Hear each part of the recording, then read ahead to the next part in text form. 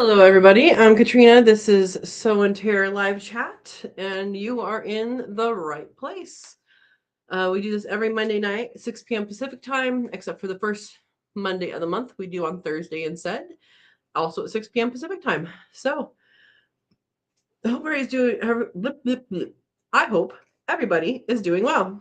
And, um, yeah, I had a long day at work, and so I haven't eaten lunch yet. So I am going to eat in front of you guys. Sorry, or you're welcome. But topically speaking, bunch of blackberries on some cottage cheese. But these are beautiful blackberries. I went blackberry picking with a neighbor the other day. I am picking on my property too, but we went to a different place. And fabulous blackberries. Wonderful. So, like I said, I hope everybody's doing well. I know I put this out a little bit late because last night I was super busy, and then this morning I was super busy, and it hasn't stopped yet. So that's okay. So I see Verna's here. Verna's baby place with a little wrench in blue, and she is a moderator, and looks like she's first live. She says, "Hey," and she's gonna get a drink of something. So, all right. Like I said, I did post this a little late, so it might take people a little while to come on here. PJ's here. Welcome, PJ. Hey, I'm here, she says. Yeah, and PJ and Verna are members of the channel. And oops, I have to tell you guys, oops. Apparently it was not set to members only when we were on there. And so people did come in and do that. I would like to know, of the people who did get the sneak preview by accident, how many people might be signing up, because we do this once a month, and we're on there for a few hours, and we chat while we're cooking. This time there was a lot of waiting, so it was a lot of chatting, which is fine. But yeah, it is switched back over to members only now. So there you go. And PJ she didn't have babies. Her goat mama had babies, which is very cool. And she's saying new babies are doing well. Awesome. So when were they born? Were they born yesterday or today? Like, were they born while we were cooking? So we did the member get together. We do every month online. You in your kitchen, me and mine, and we make something cool every time. So this time we made Hungarian goulash and egg noodles. PJ made rolls instead, and I actually put in some chocolate chip cookies into the car at the beginning and pulled them out at the end, and they were done. So that was pretty cool. About 4 p.m. ish today. So PJ's 3 hours different from here. So it's 6 o'clock now here. So that means 9 o'clock there. Nice. Nice. Awesome. Anyway, so next month we are going to redo a repeat, which was a really good repeat. We have new people, so it's not a repeat for everyone. But we are going to repeat something that was absolutely delicious. And let's see what date it is on. It will be on the 20th, Sunday, the 20th of September is the next Cook With Me Live. And we are going to be doing ravioli or tortellini. I'm going to be making raviolis. PJ is going to be making tortellinis. It's the same thing. It's a stuffed pasta. We can make both, either or. And we are going to do pear butter and ricotta with a roasted garlic sauce, roasted garlic creamy sauce. And it was so good last time. I was thinking about it because I got out pear butter. I was like, ooh, we need to do this again. So if you want to join us for that, sign up. And again, that'll be on the 20th of next month. So that's our next thing. All righty. Serena's here. Welcome. Hi, cousins. She says, hello. We haven't seen you in a while. Welcome back. All right. And Serena says, I have a Roma tomato that looks like two tomatoes fused together. What causes this? PJ showed us on the live chat yesterday a squash that did the same thing. Yeah, so it's when two when two flowers have merged, basically, and they're separate, but they're close enough together that they just grow together. So, and Verna has an answer. If it has two stems, then two flowers merge together. Yeah. Yeah. And PJ saying hi. Yeah. So that happens with all sorts of different things. Tomatoes, it happens a lot with. It's called, what's it called, guys? Is it cat's eye? Cat's something. The blossoms for tomatoes. I think it was cat something, where there's multiple flowers stuck together and like in a bundle, like not separate but like stuck together. What is it called? Cat eye blossom or cat? See, tomato cat eye blossom. I don't think it's cat eye. It's cat something. Cat face. Cat face. That's what it's called. Cat face. Cat face blossoms that cat face is when they're multiple together. So yeah, I agree. It is interesting, Serena. Very cool.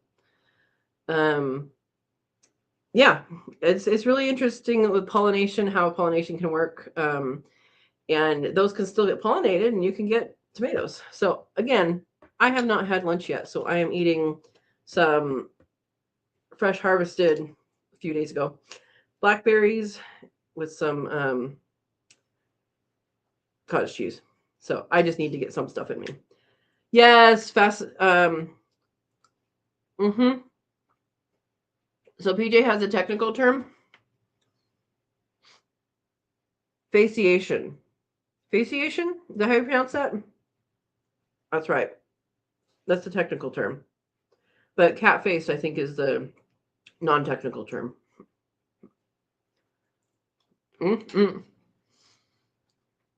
So Serena says, still waiting for a watermelon on my crimson sweet watermelon vines. Had to remove a melon to encourage root development and haven't seen new melon since. Typically, you want to keep one melon and pinch off the rest if it's a big vine, or if it's depending on what it is. Yeah. Sure. Yeah, I'm basically getting basil and not much else maturing. I actually haven't checked the peppers in a while. I bet I have mature peppers right now. Tomatoes aren't maturing, and they're not maturing not just in my garden, they're not maturing in my neighbors' gardens too. So something's going on with that. We'll see. I haven't checked in a couple days, but I'll go up and check after this live and see how it's doing. But yeah, hopefully we get tomatoes this year because I actually planted some. There's some that were green last time I was out there. Yeah. So yeah. Okay, Verna's Googling. When two or more tomatoes grow fused together, the condition is called fasciation, or sometimes referred to as conjoined or twinned tomatoes. Happens when the multiple blossoms of flower parts merge together during development, resulting in a single misshapen or multi-lobed fruit. Yep. Exactly. Yes. So Verna's next comment is referencing my week in review, which went out partway through the day today. That tree blossoming now is strange too. My apple tree had two blossoms at the bottom. Like, I don't know what's up in the tree, but they had two blossoms this last week. And I know my Anna apple used to do that. I would get Anna apple is an early apple. It's not what I have here. Anna apple is an early apple. And so she would give fruit towards the beginning of the summer. And then most of the time she would give more fruit at the end of the summer when regular apples are appling, fruiting. And that one was between 10 and 20, not the big harvest. And so very weird, very weird. But it happens when the weather confuses them, Yeah. PJ says harvested more cucumbers this morning and put them in the brine to ferment. PJ is obsessed with fermenting. Serena says, my Ukrainian purple tomatoes keep getting holes in them, so I have to compost them. However, the Amish paste in the same bed have no issues. Why is this? What do you mean by holes? Like something is eating them? I think something's eating them. You got to find out what that is. Try looking at the underside of the leaves, because sometimes you can see caterpillars or different bugs on the underside of the leaves. Yeah. And PJ says, I agree. Very strange. And this something is that loves the purple ones is why, is what Verna says. And Serena says, purple ones are cracking too. So check your water on that. Cracking usually is an increase in water. So either it rained or it's getting too much water right now. That's usually what cracking is from, is an increase in water. Yeah. Yeah, PJ says, Serena, it could be sweetness or acidity of the fruit. Maybe. Yeah. And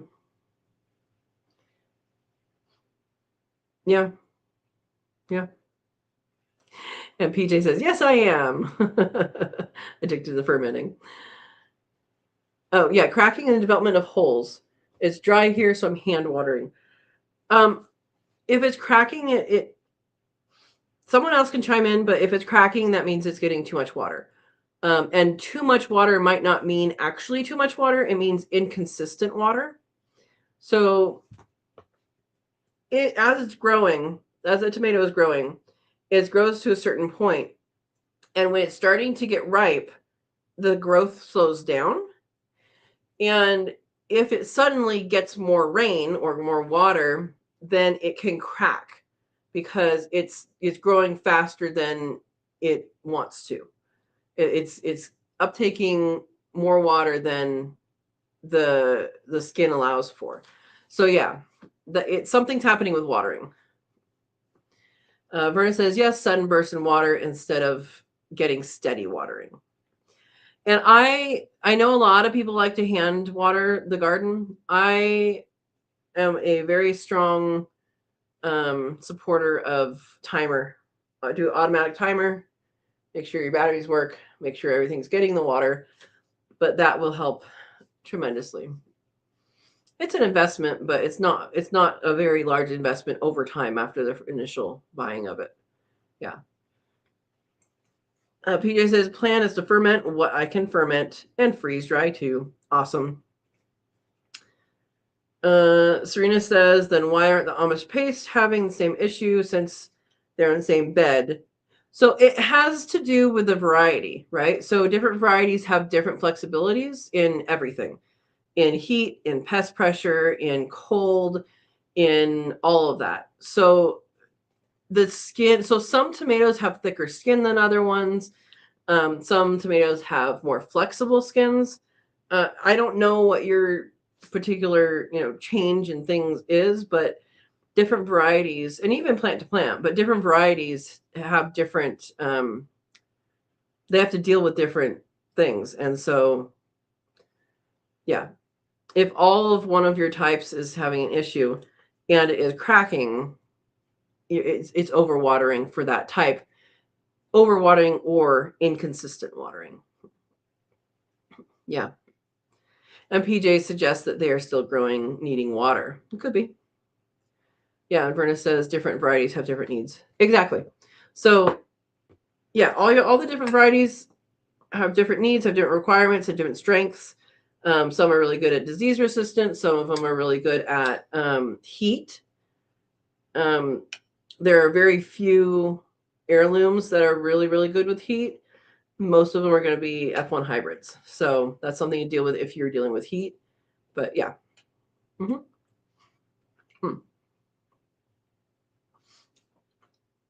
Serena says, I even have shade cloth up on the bed with both varieties growing it. What is your temperatures like?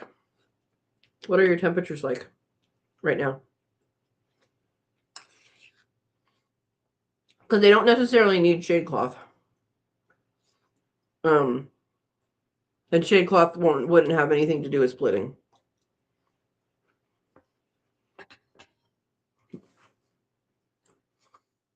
Yeah.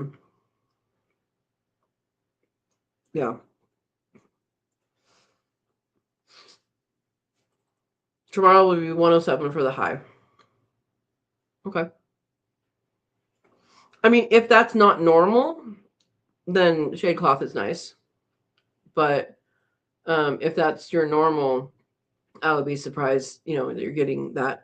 Tomatoes, when it gets super high temperatures, they can stop. The flowers can become sterile, and so then new flowers have to grow under good circumstances and get pollinated under good circumstances to make fruit, and that's the plant going into survival mode. Verna says, I planted Tioga beets yesterday, fresh breakfast radishes, and pak choy. Half of one bed planted. Awesome. Okay, so here's another question, Serena, for you. Verna brings up, are you watering at night or early morning? Or are you watering like during the day? Yeah, that will make a difference. Watering at night, early morning is best. If you're watering in the heat of the day, that's going to make some challenges for your plants. Oh, French breakfast radishes, Verna. Yeah, so right now is the time to get. Epi just says, "Woohoo, Verna!" Right now is the time to get out and do your fall plantings. I've decided this year that I'm going to replant peas and replant green beans because neither one of those did well for me earlier in the year, and so I'm going to do that again. It might wait until this weekend, but I'm going to do that and see if I can get some fall stuff going on because something ate all my peas and the green beans came up and then disappeared. So I got to figure out how to protect them better. Yeah. Okay, Serena says I'm watering at night, midnight to 4 a.m., depending on what I am doing. Okay. And she's wondering if anyone's growing Kellogg's breakfast tomatoes. I have in the past, but not this year. To me, they were just a tomato. Yeah. Yeah, Verna says after sundown, this is for watering, is best, gives the roots all time to absorb the water before the sun scorches them. Yep. PJ needs to harvest beans too. It's lucky. Yeah, so if you're watering in the heat of the day, there's an issue with that because when watering happens, that's kind of when the plant is interacting with its environment, and there's little tiny holes on the leaves of plants. They're called stomata, and they open when the whole photosynthesis was happening. They come in, all the nutrients are going on, and then the water comes into that system. And when all of that stuff is happening, it needs to breathe. It's called transpiration. So you think about respiration, it's transpiration. And water or water vapor comes out of the stomata. And so what that does is it helps your plant process and breathe and get all these things through. But it also, if it opens during the heat of the day, it exposes the plant to excess heat that it wouldn't be exposed to otherwise. So that's why it's important to water not in the heat of the day. One of the reasons. Yeah. And Serena says that's why I water after midnight, to give plants time to absorb water before the sun comes up. Okay. And Verna says, I need some bean or peas to plant for the fall garden. Hey, you know what? Well, green beans you want to get from like a seed packet, but if you're planting peas, you can buy dried peas and plant those if that's the kind you want. Yeah. Serena says, something ate my loofah vine down to 2-inch with 2 leaves. Oh my gosh. It has 4 leaves now, but stem is same height. Maybe I'll get there. Loofah in full sun. I still haven't planted loofah. I have seeds for them. I just haven't done it yet. Snow peas for Verna. That's a good choice.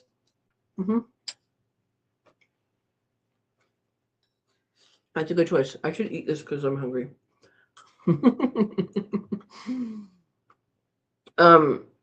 Yeah, that's a good choice for sure. So I have one chard.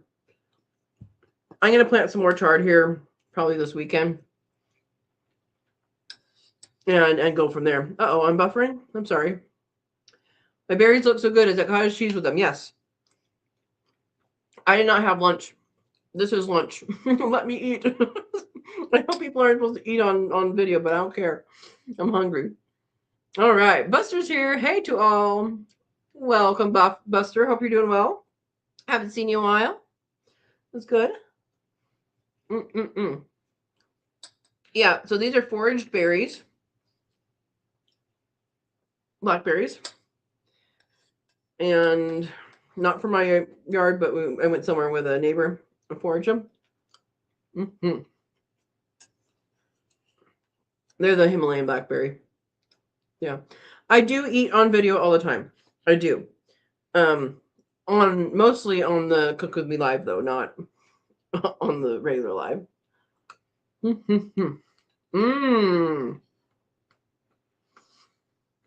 So Serena says, my Sweet Georgia candy roaster vine hasn't produced a squash yet.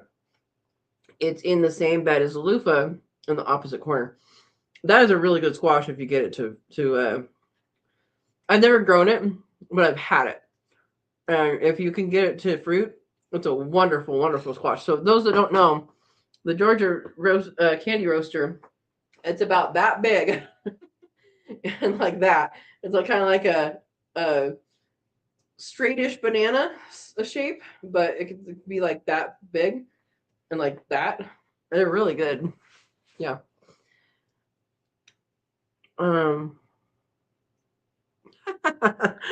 Verna, I'm not getting into that. I'm hungry and I haven't had my lunch yet, so I'm just finishing this. In fact, I was messaging with PJ before this, and I'm like, I haven't had lunch. I need to shove something in my mouth. This is what it is. What color is the candy roaster flesh? It's orange. It's orange on the outside and orange on the inside.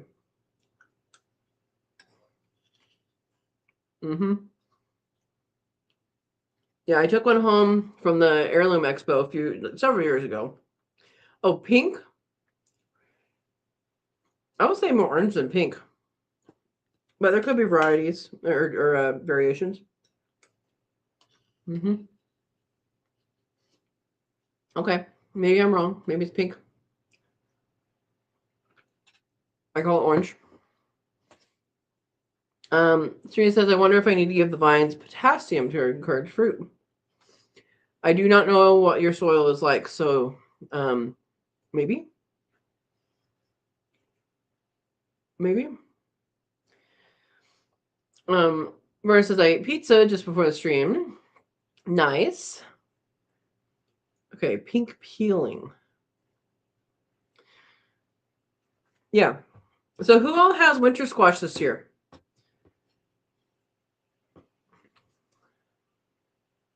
Yeah, Vay has the right idea, eating before live stream. Yeah, I was going to, and then I ran out of time.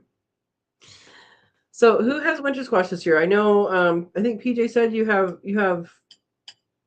pig pumpkins, right? Is it pig pumpkins or pumpkins? Meaning pig planted pumpkins. I don't have any winter squash this year. Went with basics and hardly anything came up.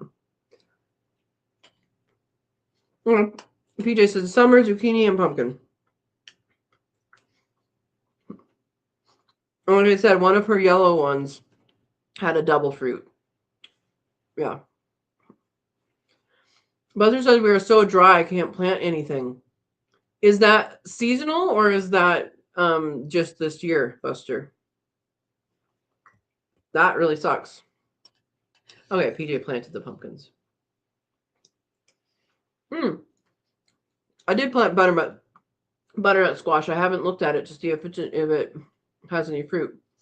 I forgot I planted that. Serena says, I tried to grow a honey nut butternut squash, but it died before it produced. I planted 2 and one of them died. That was before I had my water set up correctly. Uh-oh, PJ says, Buster, I think we have your water.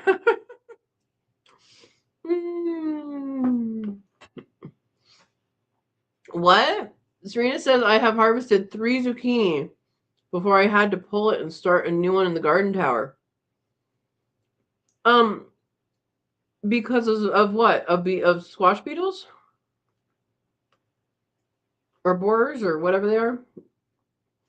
That's not very many zucchini to get off a zucchini before you retire it.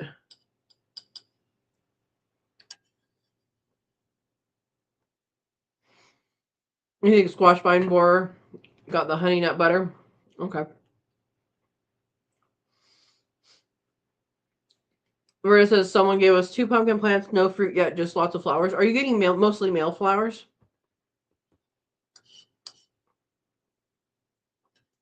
No squash bugs. That's good. I find cucumber beetles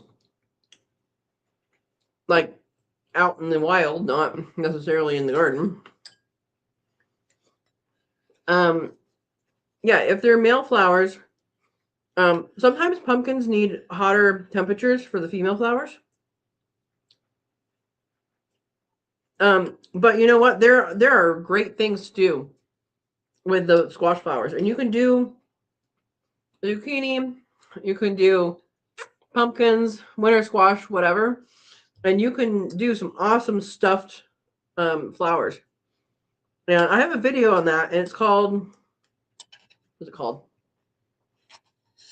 Easy Garden Dessert or something. Let me find it. Buster says just this year above 100 every day for weeks. Oh my gosh.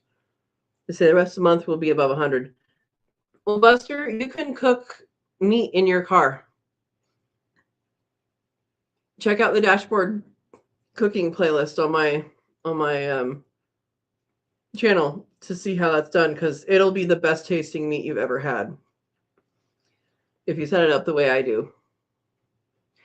Go with the positive, right?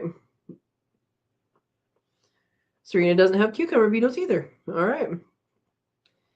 PJ says, I thought all I had was flowers and surprise tripped over 3 moving the buck and weather Saturday. Oh my gosh. She's talking about pumpkins. Serena says, I was growing Space Master cucumber and pulled the vine after a few cucumbers were produced since it stopped producing. So if you're pulling things when they stop producing, I would challenge you to look at the temperatures and the forecast, because just like tomatoes, a lot of other fruits can be affected by severe heat. Yeah.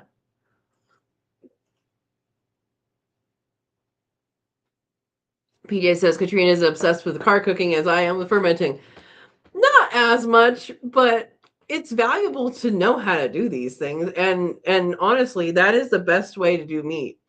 But you have to have it hot enough. So let me find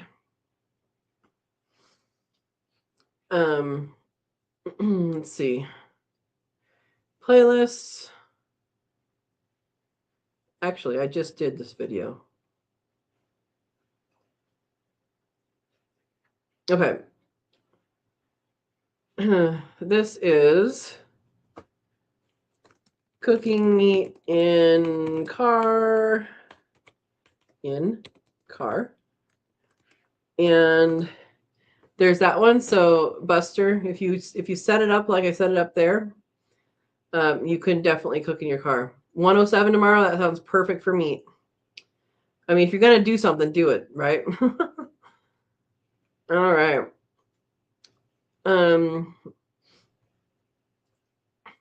Yeah. Serena says I started new seeds for the Space Master, bush zucchini, and yellow straight neck squash. That's awesome. Good. Misty's here. Misty says, hola. Misty, we missed you on Sunday with our Cook With Me Live. I did send you a Facebook invite so that you can become a part of our members Facebook group. And I don't think I've seen back. Anyway, welcome. Serena has jokes. What do spiders like on their toast? Butterflies. That's pretty good, Serena. Oh, you were teaching a CPR class. Nice. Nice. Our local medical professional. All right. Very cool. Well, our next one, we're doing pear butter and ricotta raviolis with a roasted garlic cream sauce, all from scratch. And we did it before, and it was delicious. So that's going to be the 20th. Serena says, what do fungi like on their toast? Toe jam. There we go. All right. So I was going to go over that now's the time to plant, but we already kind of touched on that. Time to plant starts or in the ground for certain fall crops. So look at your seeds, look on the back of the seed packet, see what's available to plant for the fall. It's going to be similar to what you plant for the spring, but it has different requirements. Like, you know, instead of looking at your your last frost, you're going to be looking at your first frost and stuff like that. So if you remember how to look that up, that's great. If not, all you need to do is type into the internet first frost date and your zip code. So I'll do that right now. You guys can do that too. For first frost date and then your zip code. And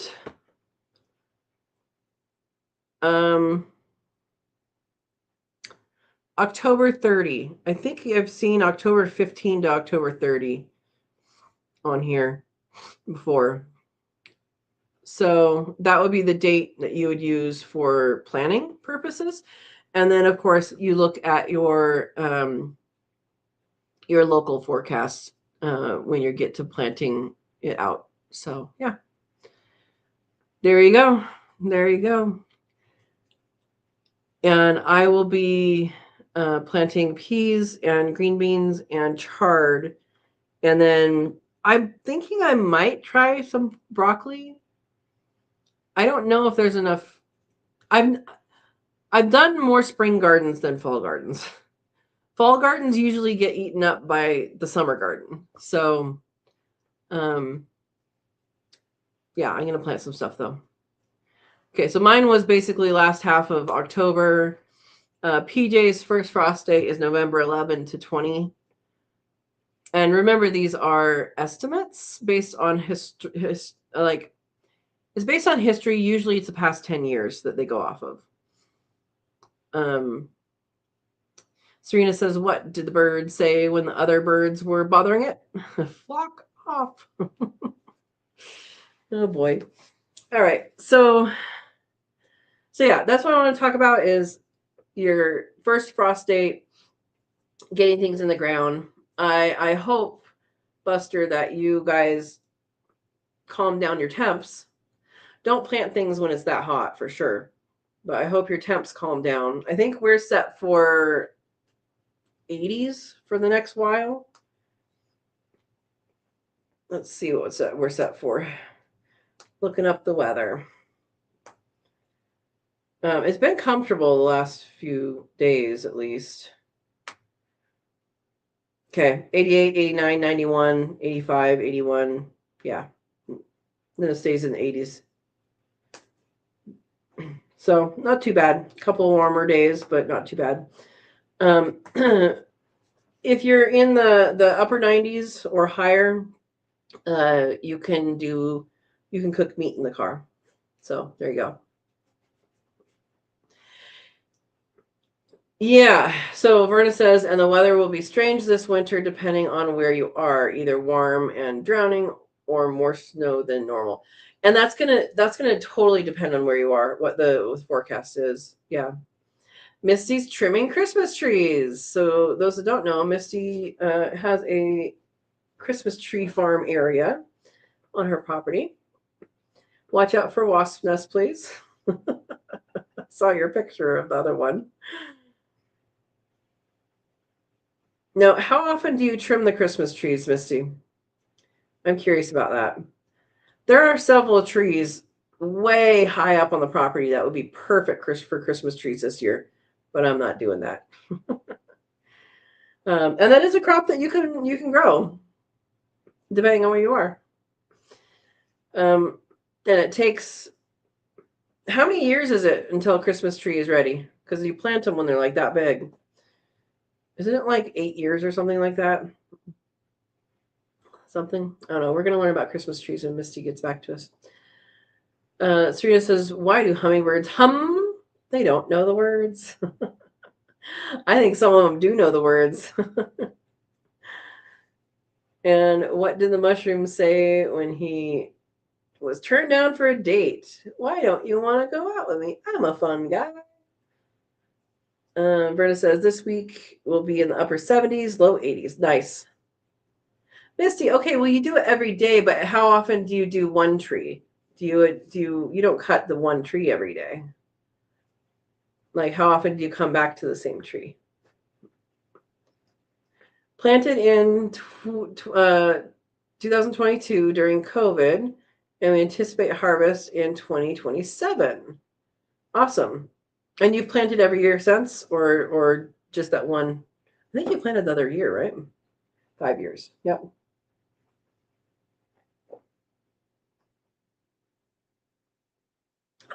Serena's asking, do you get a lot of hummingbirds? We get rufous hummingbirds. I've heard some of the neighbors get Annas. I haven't seen Annas here, but yeah, we get rufous hummingbirds. And one keeps on looking at the feeder, and I haven't had anything in it for a while. I need to probably do that because it keeps remembering that something used to be there. There's enough stuff out there right now blooming. Yeah. Serena says, even though I'm growing nicotina and salvia, I have not seen a single hummingbird. Do you know what kind are in your area? The one thing that, well, it is a salvia. So salvia is a sage. The one plant that I got because there were so many hummingbirds around it is the hot lip sage. And I had that at my old place, and I bought one here. It's tiny. We'll see. Hopefully it'll grow. But, and those you can actually take cuttings of and stick in the ground in the right time of year, and it'll grow another one. But, yeah, hot lip sage does wonders for hummingbirds. Now, and if you're in a humid area, I don't know how well that would do because it's a drier area sage. Yeah. Okay, ruby-throated hummingbirds are in Serena's area. Good. If you don't know what you have, you can look them up by how they look, or during breeding season, which we're mostly past. Their mating dance, their pattern that they fly in the mating dance is actually identifiable down to species. So, for example, Anna's hummingbird, the female will be sitting down on a bush or something, and the male will go way high in the sky, and he'll dive directly at her. And when he gets right above her head, he'll spread his tail feathers and go up, and it makes a really loud chirp. And I don't know how that would be sexy for anyone. Have a guy run at you, scream in your ear, and run away? That does not sound like fun to me. I'm more complicated than that, I guess. The rufous, which we have here, they go not so high, but they go up in the sky, and the male will kind of flutter like a leaf down to the ground. And he'll do that several times in front of the lady. So, yeah. Yeah. Misty says, so we planted in 2020. You didn't plant in 2223. You time traveler. Okay. 2023 and 24, and had to replant some of them because the die-off Surprisingly, I would trim the same tree probably once a week, but there's like 4,000 trees. Okay. Okay. That's a lot of work.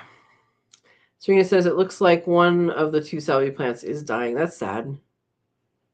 You're growing sage too. Sage is salvia. So salvia is sage is a salvia. You're growing sage too. What kind of sage are you growing?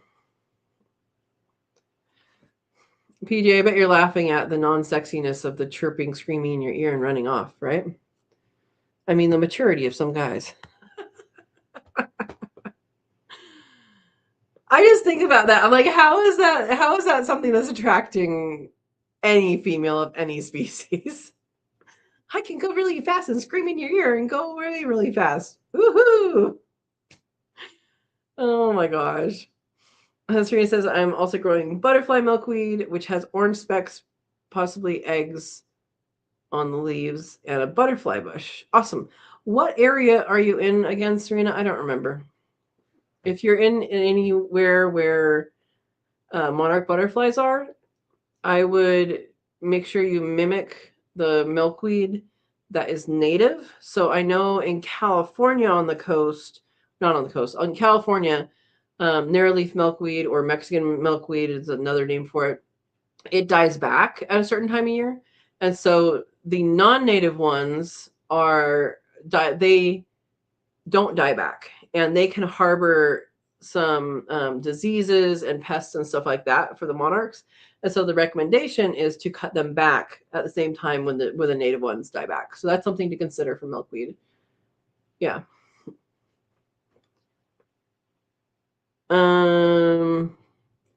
The fuzzy leafy sage. Are you talking about for cooking? Culinary sage? Yeah. Salvia. Salvia, you didn't know sage and salvia were in the same family. Salvia is the scientific name. That's the genus name. So all sages are salvia something, as far as I know, if it's actually that family. Yeah.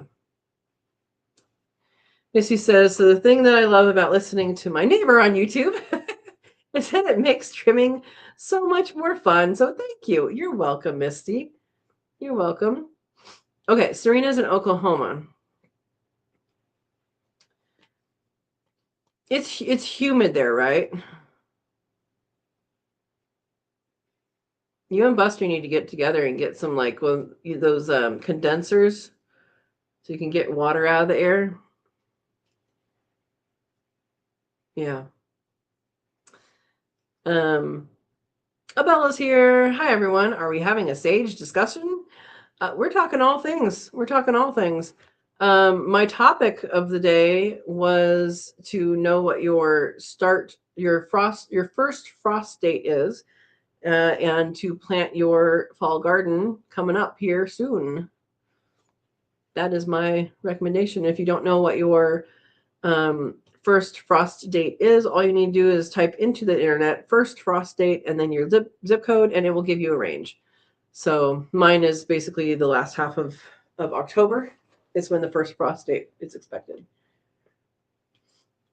And then we'll find out if my saffron comes back. We'll see. I don't know. I think it might have gotten shaded out. All right. Serena says the milkweed dies back in winter and grows back in spring. Awesome. So your planted one does that too? Because not all planted ones do that. Yeah. Just pay attention. It'll be good. Abella says common garden sage is super easy to grow and produces a beautiful lavender colored flower. I love it. I never got mine to flower. I got mine to get in my other place. It got probably 5 or 6 feet wide, and it never flowered though. It grew tremendously well and tasted wonderful. But yeah. Okay, so Buster is saying that Serena is dry and hot, not and she says the same thing, so not humid. I just know parts of Oklahoma are super humid. So maybe a condenser isn't going to help you guys, huh? Yeah, so the sages that are like hot lip sage would work in your guys' area, and once you get it started, you don't have to water it. I didn't water it when I was in Gilroy, and it grew with gusto. And I mean, he had up to 115 degrees up to that in the summer, and it didn't phase it at all. And you can just literally cut a stick, and put it in the ground in the wetter season, and it'll grow. Verna says, I wish I could get some white sage seeds. Going to have to look for that. So white sage is, I believe, wait, there's two different kinds. There's two different kinds of white sage. Let me look this up. The medicinal one is what we're talking about? Because there is a sagebrush. Okay, white sage is a salvia. There's another one that is used for medicinal stuff, and it's a sagebrush, and that's an artemisia, but it's not a sage. So yeah. So white sage, I went down that route for a little bit of being like, oh, I should get this and that and this and that, and there's some white sages that you can get, and then there's other white sages that have more of whatever the property is that's in white sage that makes it special, and I don't remember what that property is. Yeah. Yeah. Abella says, also, the Victoria Blue Salvia is sold as an annual, but sometimes survives mild winters here because it's native to places like Texas. That's a good point. Yep. Serena says, November 1 is supposed to be my average first frost date. But last year it was late November before I got a frost. And that's just it. It's giving you an estimate, and it's something to plan by. That's all it is. We're gonna put a link for USDA garden zones. Is that because plant hardiness zones. So USDA plant hardiness zones was updated in, I believe, 2023, I think. And they were updated. Oh my gosh. No, that wasn't an update. I'm sorry. PJ says 5B to 8B. You're not saying that area updated. You're saying when you move, that's what you're going to update to. We're going to be in the same zone. I'm at 8B right now. I was in 9B when I was in California. We're going to be in the same zone, but you're going to get more water and you're going to get more humidity. Awesome. Yeah, and so thank you, Verna, for the garden planting zones. It's called plant hardiness zones. And so what that means is for each, let's go into that actually. Let me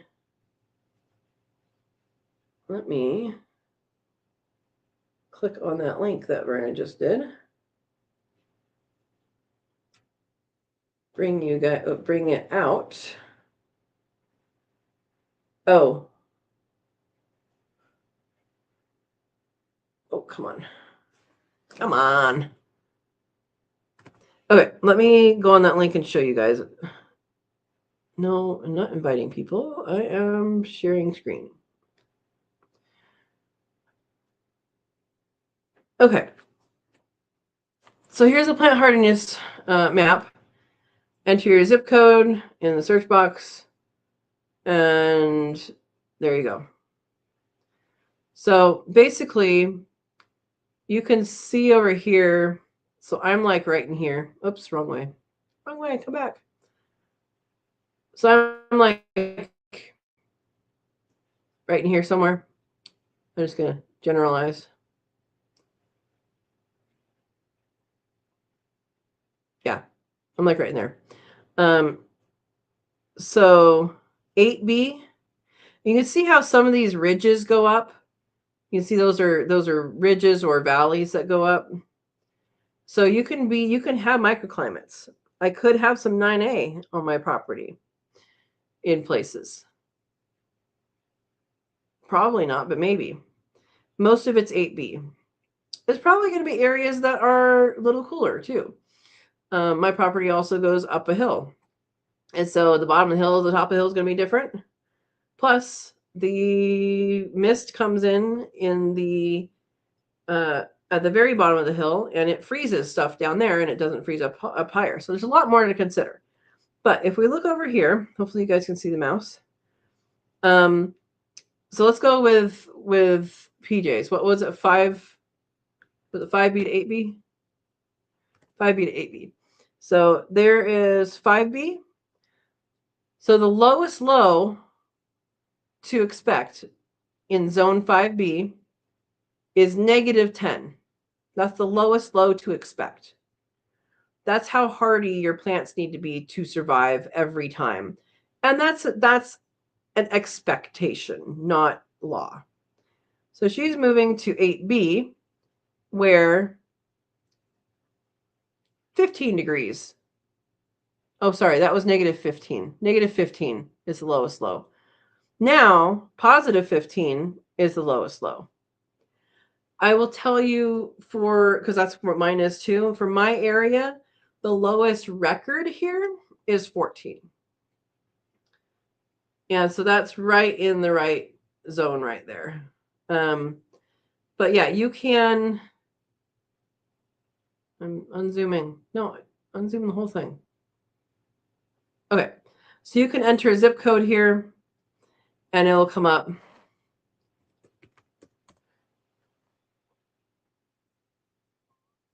And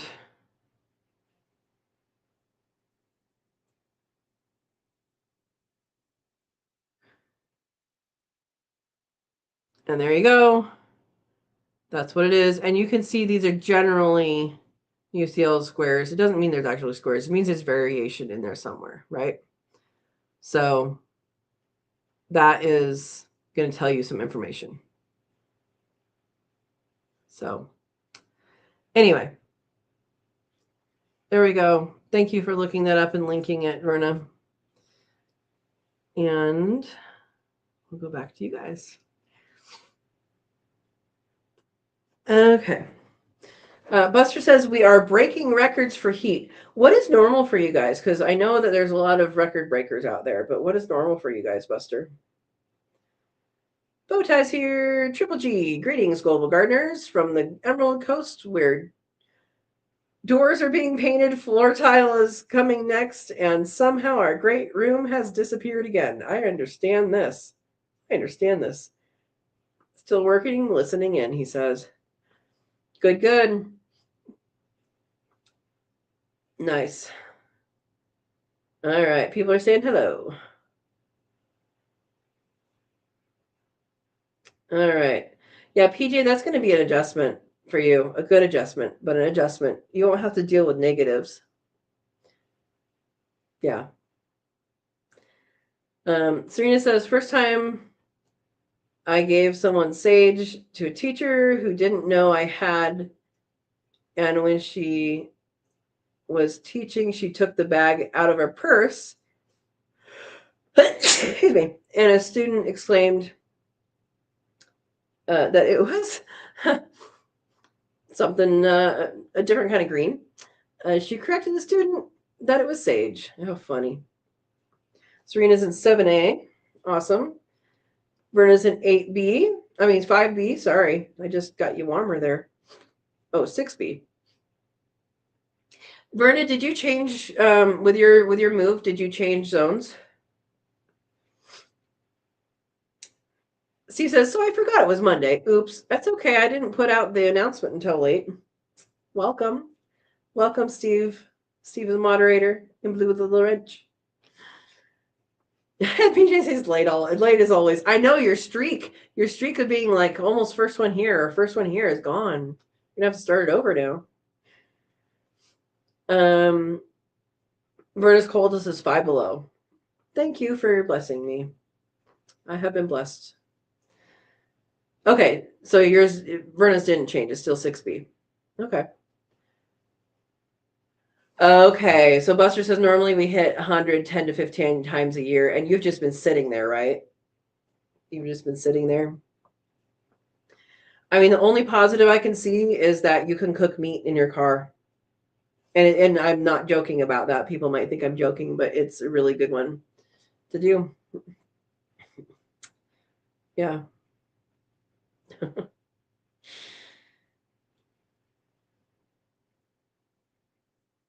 Okay, so Vernon just moved 45 minutes south, but a 45-minute difference can count, especially like, you know, coastal to mountain or something like that, which I know you have neither of there. But you know. Abella says, speaking of winter hardiness zones, never underestimate the power of microclimates. Exactly. And things like mulch, exactly, row covers, and such to extend your zone as well as your season. Absolutely. If you have a greenhouse, you can extend the season by a month or more. And yeah, very good. And microclimates is another huge thing. I mean, depends on what side of the hill you are on. If you're close to a house, away from a house, close to a tree, away from a tree, close to water. Anyway, all those things. Yeah, good point, Abella. Serena says, when what two garden vegetables fight crime? Beet man and radish.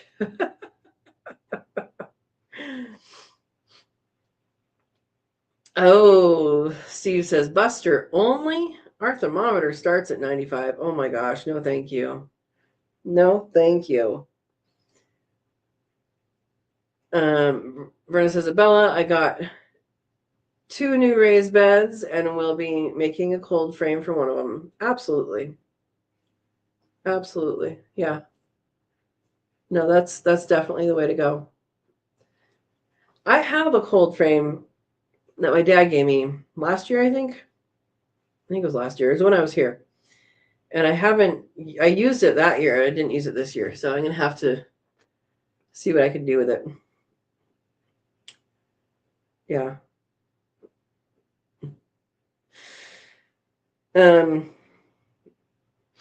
So I don't know how many people saw the the weekend review because I put it out a little late. But it is up, and the chickies have new bedding.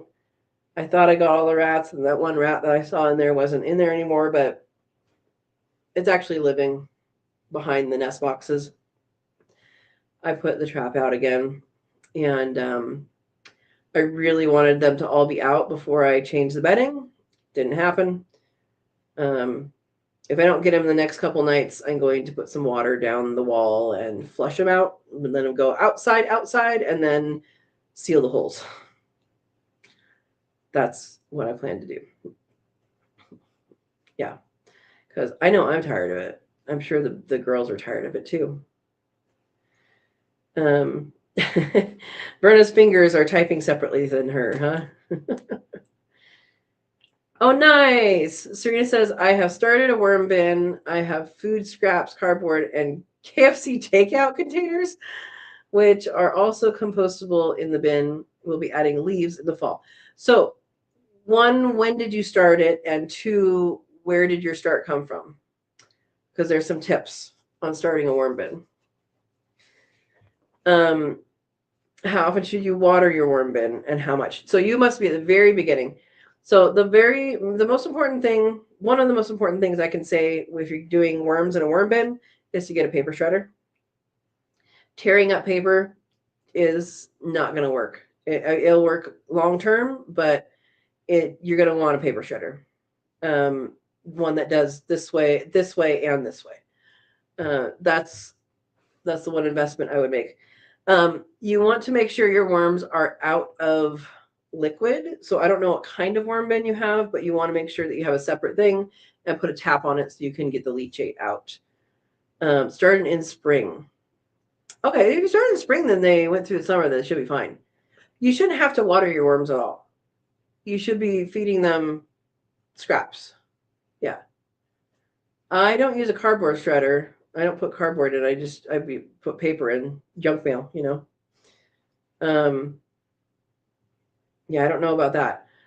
A regular paper shredder should do like cardstock thickness, though. The one thing that I would say is just because something says it's compostable doesn't mean that home composting is going to do it quickly. And if you're relying on worms to do it, then having smaller chunks is even better. Yeah. Yeah, so if you've had it since spring and it's going good, then you're good. A heavy duty shredder will handle pizza boxes. I don't know where you would get a heavy duty shredder that big, that heavy. Or are you just talking about a regular heavy duty shredder? Interesting. Yeah, so vermiculture is keeping up worms. Red wrigglers is what you should have in there. And my recommendation is to get them from a person, not from online, because a person would be able to take a scoop of everything, including some of the worm castings and the compost and all that that's in there, and give you some worms. And you already have then the environment, you have the moisture content, you have babies in there, you have egg casings in there, and you have the bacteria and the little creepy crawlies that are in there as well. So that's what I recommend you do is you get someone to take a scoop and scoop it up and start your own thing. If you're starting from new and you don't have the option, number one, I mean, Craigslist, Facebook, try and see if you can find someone that has that, because there's probably someone around you. But if you can't, you have to buy, just worms. Often these things come with coconut coir or peat moss or something. Honestly, getting some native soil and some maybe potting soil and putting some of that in the bottom will help. It'll help a lot. To keep, because the key thing is to keep the moisture correct. If it's too wet, you can add paper, shredded paper or leaves or something like that. And if it's too dry, then you add food scraps. But I wouldn't water them. Yeah. PJ says, "Okay, friends, have a great nugget." I'm guessing night. Yes, have a great night. Falling asleep. I'll still be listening. Good night, PJ. Good job on being midwife for your goat. Nice. Her goatee had 3 little ones today. Serena says we're going to be 107 at least 3 days this week. Likewise, you can cook some meat on your dashboard, or cookies, or lots of different things. Yeah, check out my dashboard cooking playlist. Steve says a true little cardboard shredder will be around 1,000. Yeah, I wouldn't recommend you do that for worms. Verna says regular one that will handle 5 to 10 sheets of paper at a time. Okay. Everybody's saying good night, PJ. Exactly. Yeah. So Steve is saying food scraps provides more moisture than you think. Exactly. Yeah, and worms do amazing things. They do amazing things. And once you get the environment right, the moisture level right, you're off and running.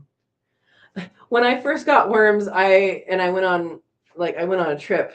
I think I was going for a week. I had my neighbor feeding my worms. You don't have to do that. Just put stuff in there, throw some shreds on top, let them be. They'll be good for a long while, once they're set. And they will grow to the amount of food that they're given. So the population will go up and down as needed. Yeah. Serena says, has everyone ever completely soaked cardboard in water and then covered the area where carrot seeds are planted? I haven't done it with a cardboard. I did do it with a board one year. Yeah. It should work. Verna says, I'm thinking about doing that to my garden. Nice. Steve says, you'll probably spend more time adding dry material to dry out than have to add moisture. Exactly. So if you have gnats or if you have fruit flies, it's too wet. If you have mold, that's too wet. Things that should not go into your worm bin include citrus, and it's because of the peel. You know when you peel the peel and then sometimes it goes in your eye and it burns. They don't like that. So keep the orange peels out of there. Onion and garlic, the alliums families, they don't do that either. And then meats, breads. This is not the type of composting for that. If you have soldier flies, that's fine. But for red wigglers, no. Another thing I've found they just don't eat is ginger. So I've used my French plate to grate out the ginger, and I have the fibers left. And after I squeeze it out for tea, I put that in there, and it ended up molding. So I don't put that in there either. But yeah, pretty much everything else. Oh, no dairy either. Serena says, "What's worse than finding a worm in your apple? Finding half a worm." What is an insect's favorite singer? Nat King Cole. I have not heard that one before. Yeah. So I harvested about a 5-gallon bucket of apples. I don't remember when, sometime this week, last weekend, something. And I dice them with my food processor attachment on the KitchenAid into very small dices, very small squares, and freeze dried them. And here's the key. What I'm going to have a video for tomorrow. It's going to be very short because I didn't actually plan for it to be a video. So it'll be short. But when you do that, you want to make sure you have enough lemon juice in the water that you're putting it in, or is it ascorbic acid? Whatever vitamin C is. You can put that in water as well, but you have to make sure you have enough. I did not have enough, but it still turned out tasting good. It just looks a little bad. Let me show you.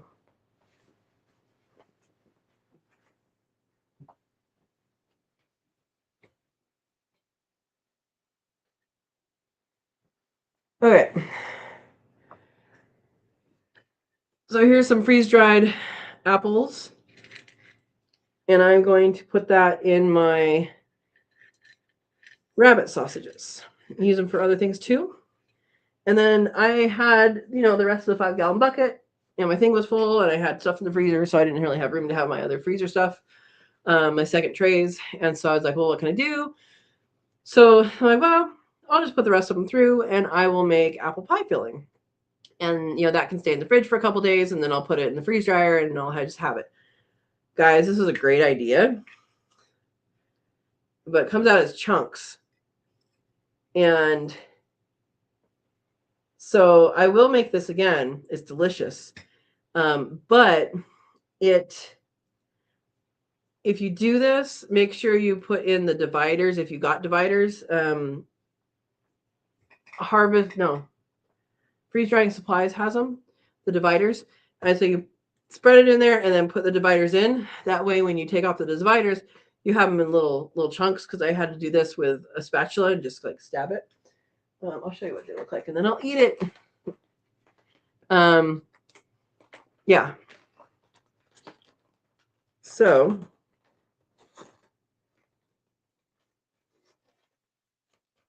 there's a big chunk. That's okay.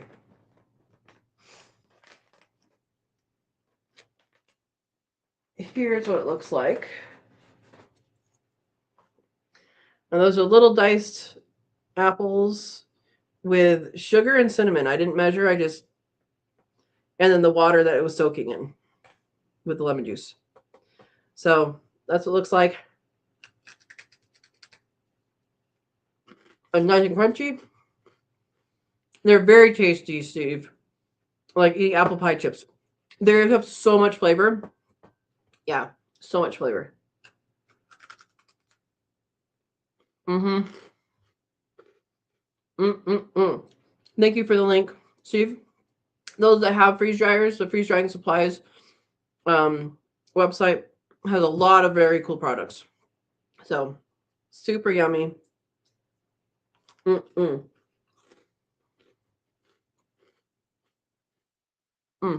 good. So my neighbor has some peaches and nectarines in my freeze dryer right now. I had to wait for this to finish. And so I gave them a bag of this. And he took one out. He's like, this is so good. He's like, don't tell my wife you gave me these. I'm like, she'll get some. So Serena's asking if I have a Harvest Right freeze dryer. I do. There are other brands. I had one issue with this one earlier on. I had a tech person that I think wasn't, well, they're no longer there. And all my other experiences with them have been good. So I do recommend them. I haven't had any interaction with any of the other ones. There are a couple more out there, but I just haven't had any interaction with them. So yeah. Okay, scrolling up. Serena says, I have a lot of time on my hands. It's ready to harvest. That's awesome. Time is great. And what should you grow to keep in your pantry to add more hours or minutes to your day? Time. Yes, Hawaii got hit by a tropical storm. They did. They absolutely did. Yep. Hopefully everybody's okay. Yeah. So, yeah, these are apple chunks or apple squares with sugar and cinnamon not measured and cooked in the water that I had them going into when they were being cut, and which has lemon juice in it. So freeze dried, delicious. Smells good, tastes good, crunches good, all around good.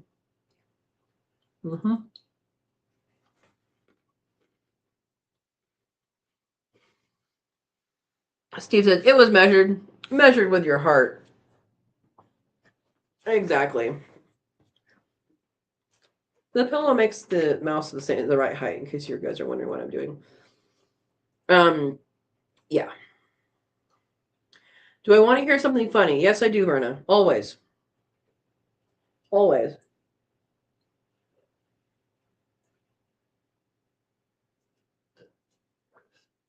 Finish my milk while it's still somewhat cold. All right. So I want to hear what you guys are, if you guys are planting a fall garden, what you're planting, or if you haven't planted something yet that you'd like to plant, if you're going to try something new. Yeah.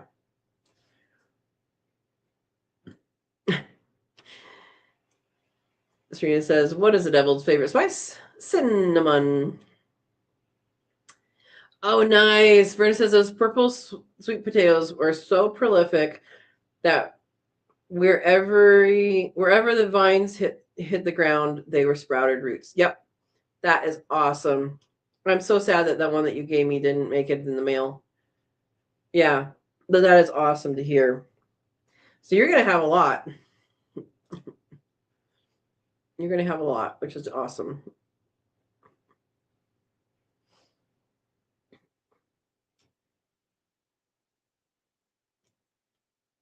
Yeah. Anyway, so yeah, what are you guys growing this fall? Yeah, you can send me some sweet potatoes and I'll grow some slips next year. I could do that.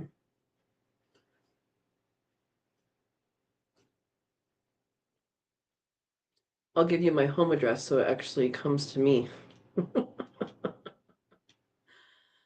Oh. So, yeah, for sure. Anyway, so yeah, the freeze dryer has been busy. I think after that batch, I'm gonna probably have more apples to go in. I'm not sure what I'm gonna do with them. If I'm gonna do the little squares like I did before, but I kind of think I might with more lemon juice. Yeah, I think I might do little squares again. I have 5 jars.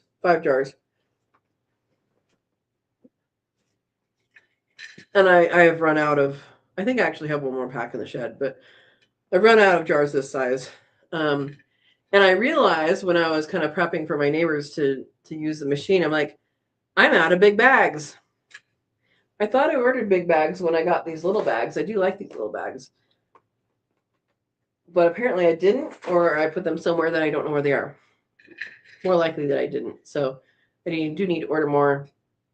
But what I need to do is get metal lids, because I have a bunch of like quart jars. But when I can with the Harvest Guard lids, which is not metal. I don't know how well they vacuum seal, and maybe I should experiment with that. But the metal lids definitely vacuum seal well. I should just experiment with it. The frustrating thing is I haven't seen ball, cur, and purr are all the same. They're all out of the same company, same factory. They're all the same. And I trust all of those. I don't trust 4-jars at all. They failed on me. I had 3 different batches of rabbit that had other types of lids in with it, and the cur jars all failed on me. There's 1 or 2 that failed immediately, some a few weeks in, some a few months in. I'm still having some of them fail. I should get to them first, but not a supporter of 4-jars. A lot of people on YouTube are.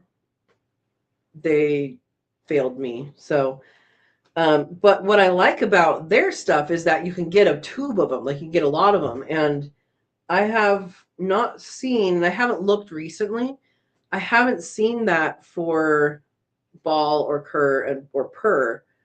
So if anybody knows about actual those brands, that would be great. Getting the no-name brands off the internet, I'm not doing that because, like I said, I've had the name brands, 4-jars, they failed. And you never know who's doing what or if it's actually going to fit or anything. So I've only seen, like ball, I've only seen them sell like the little packs, and usually with the rings is what you see in the stores, at least. I'm like, nobody needs more rings. Anyway, you should not be storing them with that. So, okay, I should explain this real quick. This is freeze dried. It's vacuum sealed. So I used a vacuum sealer to vacuum seal this. I can pick this up by this, shake it around, and it's not going to come off. It's only going to come off if I pry it off. This is the same thing. If you can something, you should be able to hold it from the actual lid, the metal lid, the plastic lid, whatever lid it is, and nothing happened.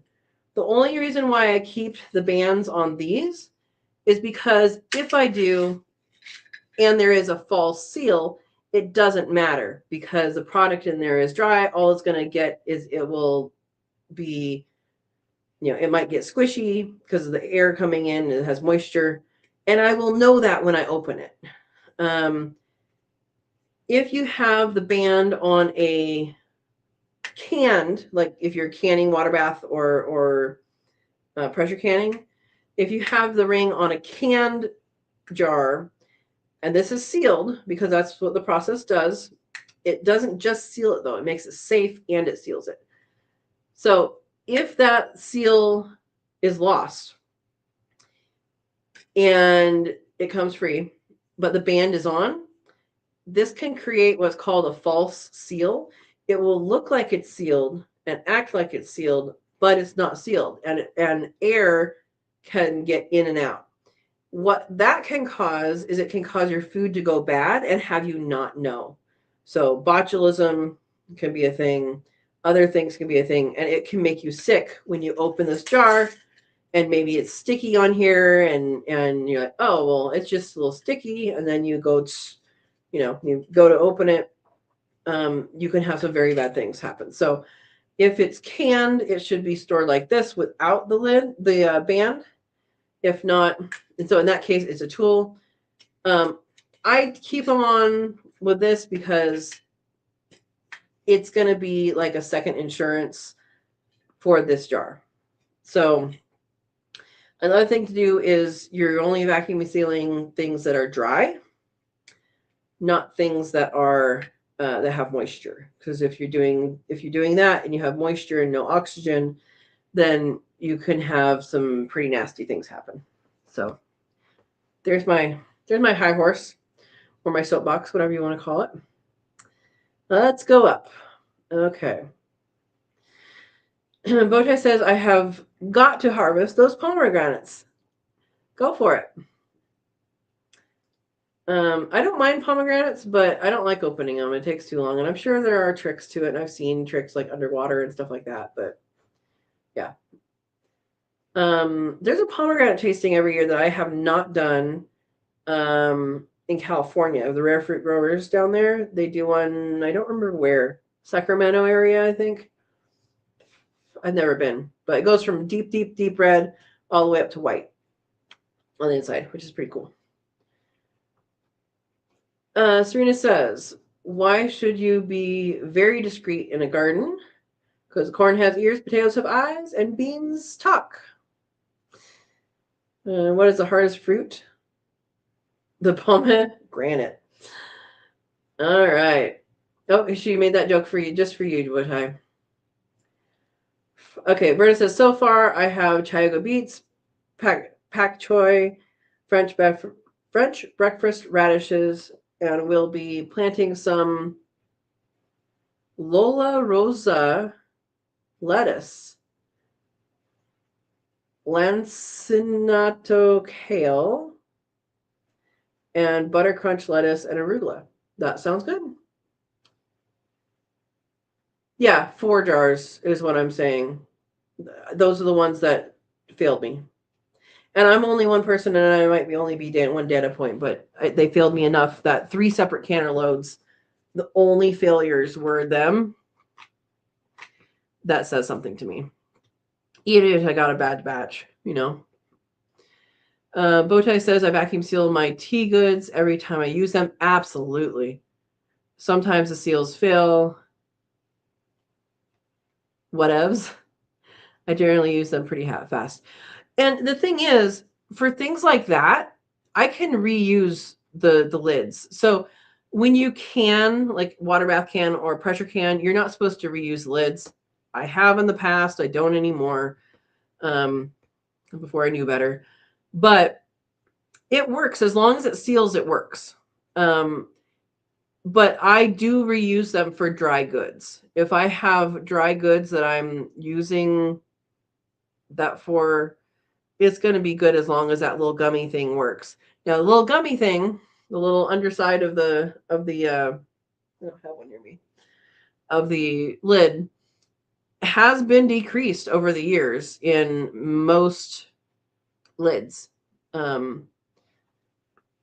It is what it is. But I do use reused lids for dry goods. Not something that I'm expecting to store forever, but something that I'm expecting to have freshness. So yeah, like herbs and stuff that are dried. Good call. Underwater is too complex. Open, pour, and juice. How do you pour? They're stuck. You need to do a video on that. Verna says I have to order my hardneck garlic yet. That is a good point. Garlic in most places, November is when you plant it. I don't know if most places, but in a lot of places. And so ordering it sooner rather than later is good. Territorial Seeds has a really good variety. Not a variety of varieties. Has really good variety of options. I don't know about other stuff. I think they're the only ones I've actually ordered through and actually just for ordering. But I'll probably order through them this year. And they're a couple hours away from me, which is kind of cool. Steve says, I've never seen ball lids greater than 12. Even on their own website, it doesn't have volume. I know, and that's the thing. That's what I hate about it, is that you have to buy all this packaging. It's a waste of everything to do that. And I really just want a bunch of ball lids. And I don't understand why they don't make sleeves of them, especially if people are, if you're supposed to not reuse them. Yeah. I don't understand. Yeah. Did you just check? Because I'm wondering. Maybe I'll check. Bulk ball lids. Yeah, goes to 4 jars, or Superb, which I don't know what that is. Random canning lids. Yeah, I definitely recommend going with either ball, cur, which is Kerr, or pur, which is Pur. I don't know if there might be two R's on it.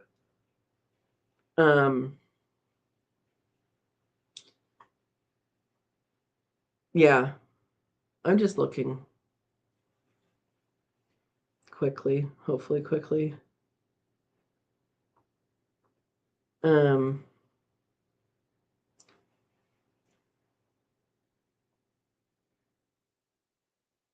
oh, pack size. Yeah, they only go up to 12. It's stupid. It is ridiculous. Um, Even if you, this is Steve, even if you try searching bulk, you'll see lids for ball jars, but not the ball lids. Cur only does 12 as well. Yeah, any ball, cur, and pur, they're the same thing. They're owned by the same people. They probably share factories. Um, yeah, Serena says, which canning jar company is always on top of things? Ball. It's always on the ball. I would say for a while there during pandemic, they were not the ones on the ball. And for canning purposes, not so I'm talking, I would like them for freeze drying, sealing purposes, but for canning purposes, I use Harvest Guard. I haven't completely changed over to that, but mostly now. Um, and Harvest Guard is it's not plastic, it's silicone plastic or heat plastic or whatever, but it's a plastic ash lid and a gasket, a separate piece gasket. I'll show you guys real quick for the gasket part. I'll be right back.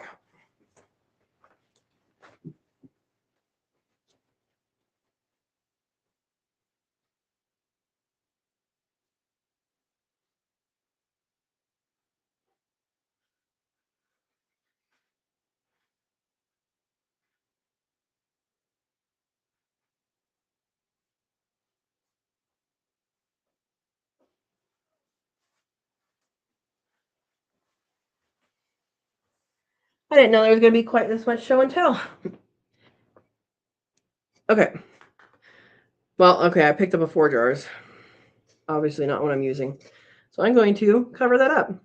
So this is a regular canning lid. That's what most of the metal ones look like. This is the underside. And you'll see this is not the same metal as this. This has a coating on it. I don't know what the coating is, but it has a coating on it.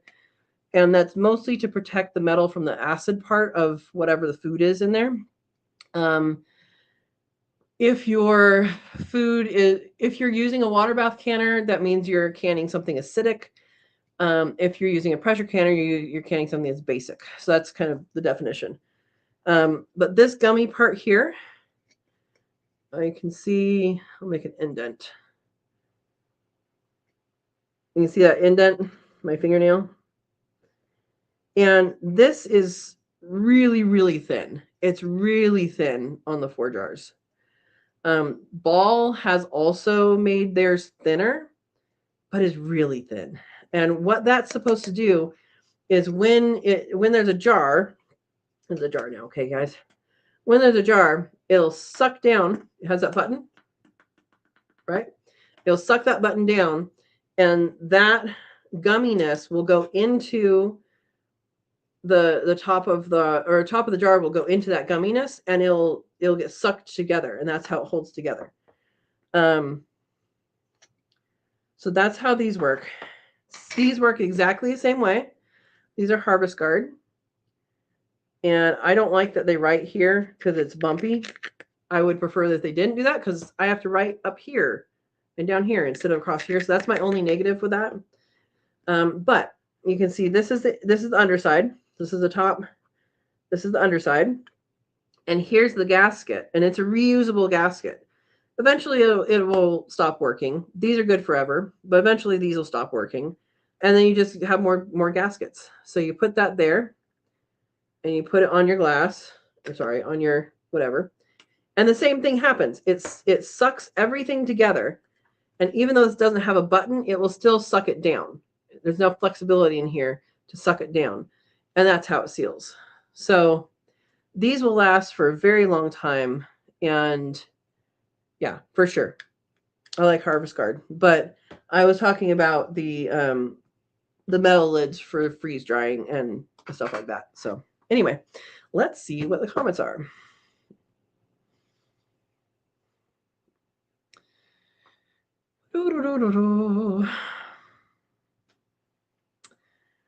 Serena says, I never did harvest my garlic. I didn't see it in the tall grass surrounding it. That could be, yeah, it'll dry out.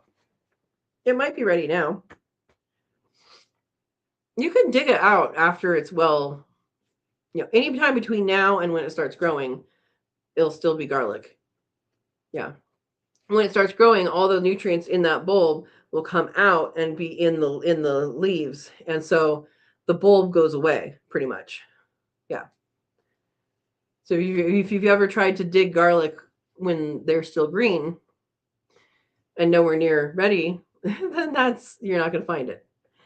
All right. Serena says bands are multiple use until rust forms. Bug discs are single use. You can use these even after rust is on there. They can look pretty darn nasty. These are a tool. All they have to do is hold it down. It doesn't matter if it's rusty or not because you're going to not store it on the jar if it's something that you actually canned. This is a tool. Yeah. And I don't know what a bug disc is. I'm going to try and see if that's a thing. Bug disc canning.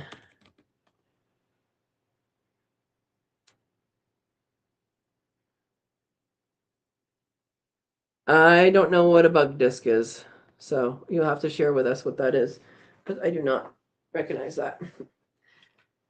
Okay.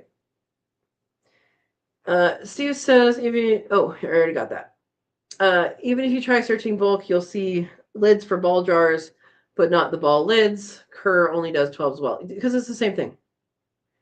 And per only has one R? What does one R mean? Serena says 9 watching, 5 likes. Hit that like, guys. Vernon needs more tea. All right. Steve says Ball and Kerr are owned by the same parent company. Newell brands, but Per is an entirely separate independent brand. Interesting. They used to be all the same. Okay. Well, Per is also a good brand. I will tell you that. They're a good one.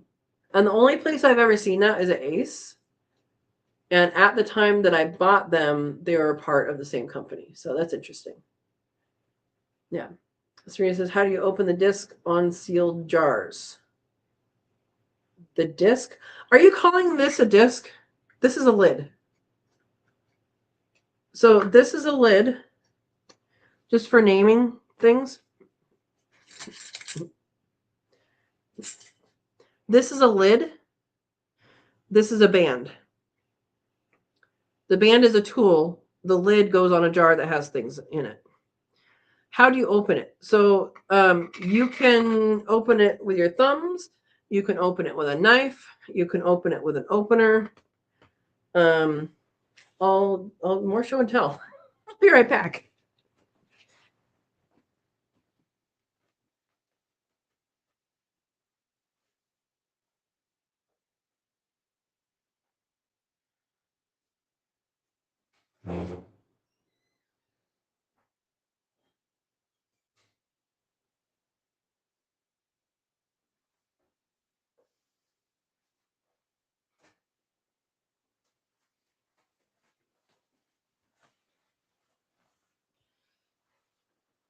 Okay. So this is an opener. It's pretty cheap online. And I'll just open one of these so you can see how it works. So this goes underneath that. And then these two things, that and that, go against the jar. And if you don't crank on it, you can reuse the lid. If you crank on it, or if you open it with a knife, sometimes it can bend it. But listen.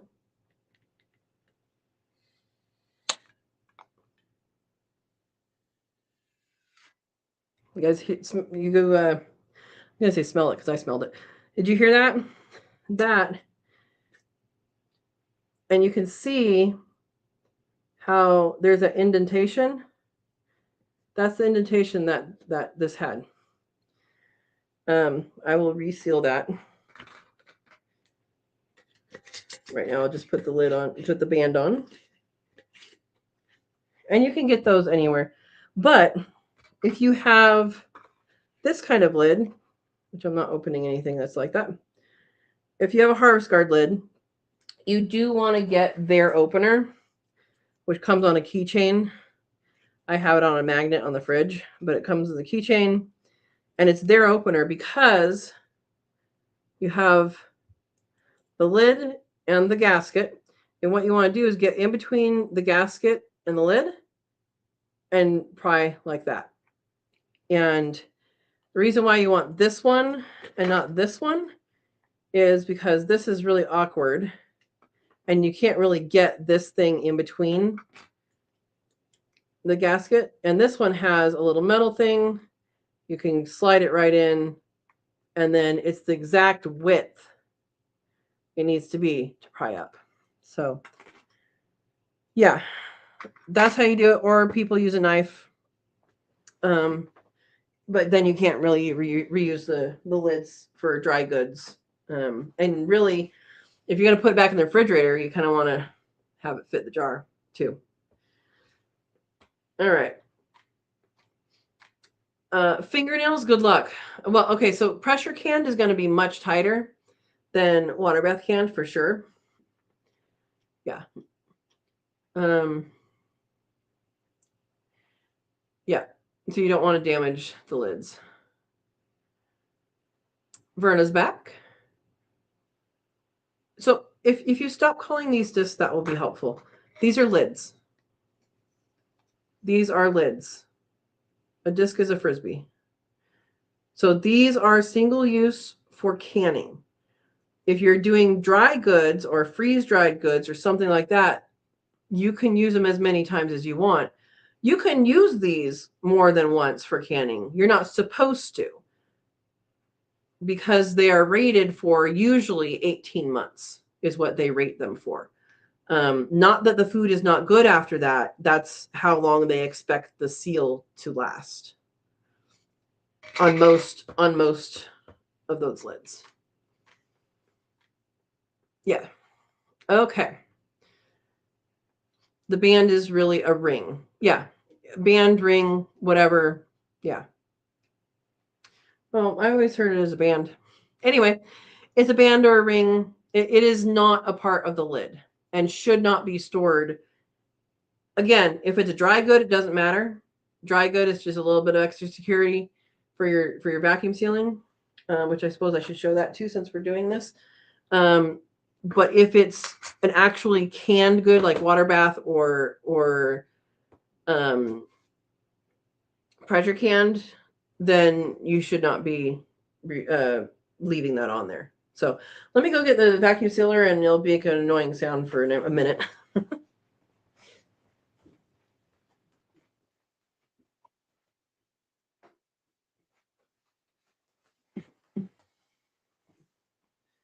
So this is the one I've been using.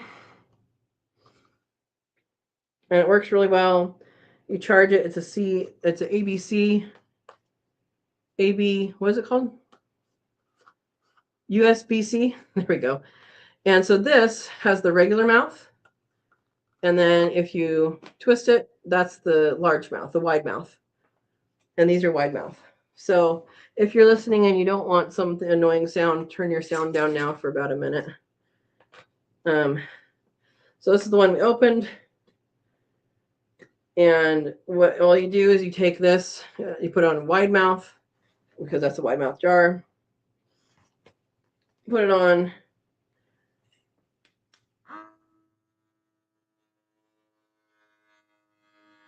And you'll hear the difference when the air starts to go out. I just go for 60 seconds. It'll need less time when it's full and more time when it's empty. Good to know on freeze-dried goods, it has a lot more air in it than you think, because the food also has air in it. So, yeah. Oh, deer. Bow tie, there's a deer.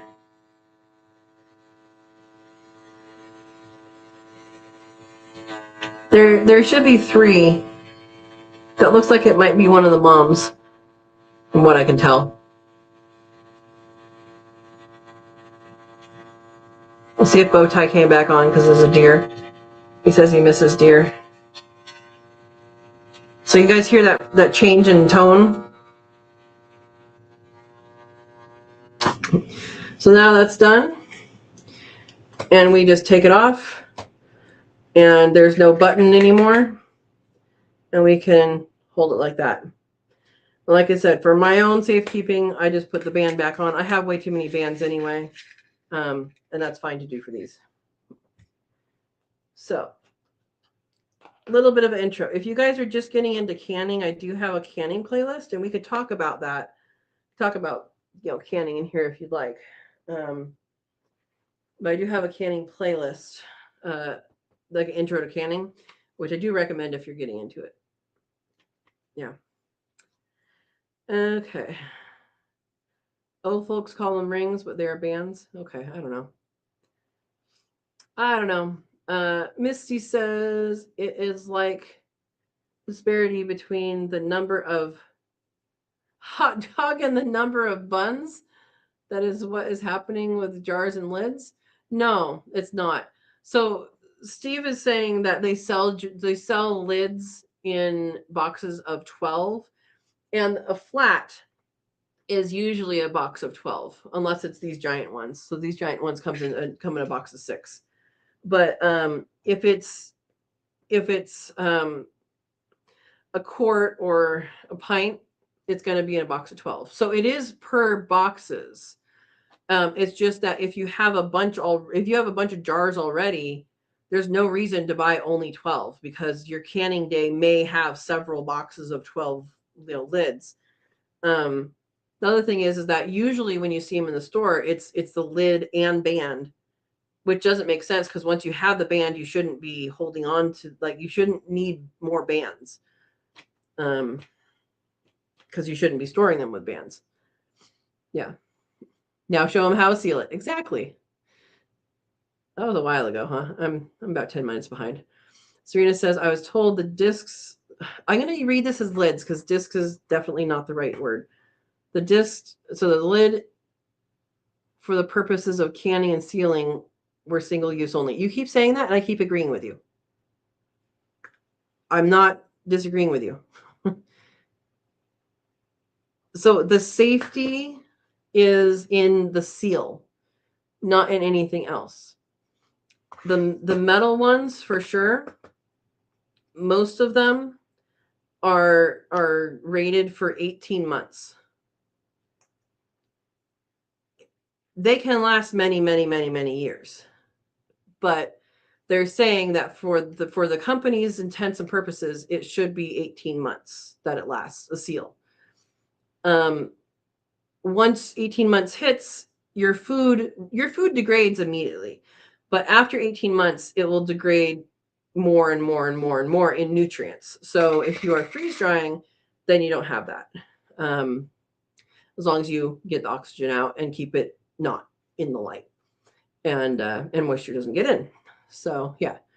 So if you're storing dry goods, so like Bowtie was talking about tea. So if you dehydrate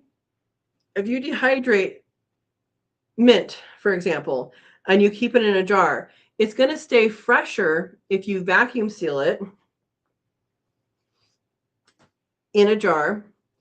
And for that, you don't need a new lid every time. You can use a lid that used to be for soup and use it in your dry goods, because if the seal fails, it's still going to be fine to eat.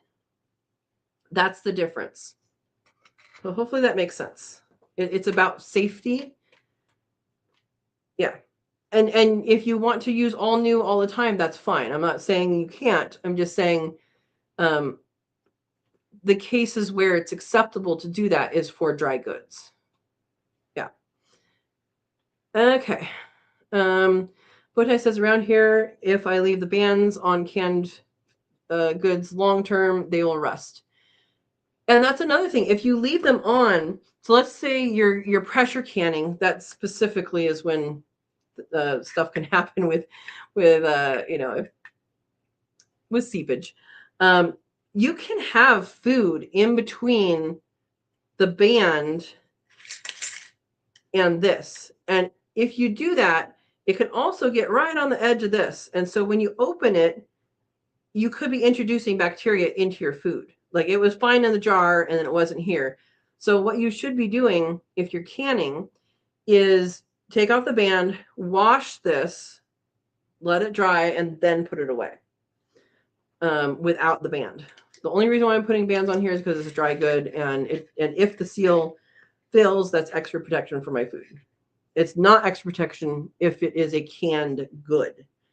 So if it's processed in the jar, either water bath or pressure canning, you should not leave the band on there. Yeah. And if you're talking about oven canning, we're not talking about on here because that is not a safe thing to do. Okay. Yeah, humid all the time where bow tie is. Yep. And Verna says they work great. Good. Steve says you take the band off while in storage so you can more easily see the failure. Otherwise, seal fail can, and the band will hide the failure until you open and phew. Or sometimes you can still open it and there won't be any scent. So botulism won't necessarily have a scent, and that's what it comes to. So anyway, Brenna says yes, cool deer. It went past. Did the other two go by? There's two adults and one little boy. The adults here are so small.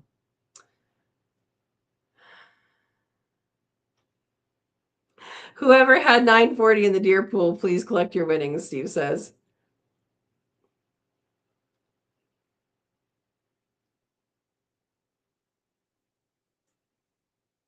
Yes. So bow tie is clarifying. So he says, Serena, Katrina is trying to clarify that the discs are called lids.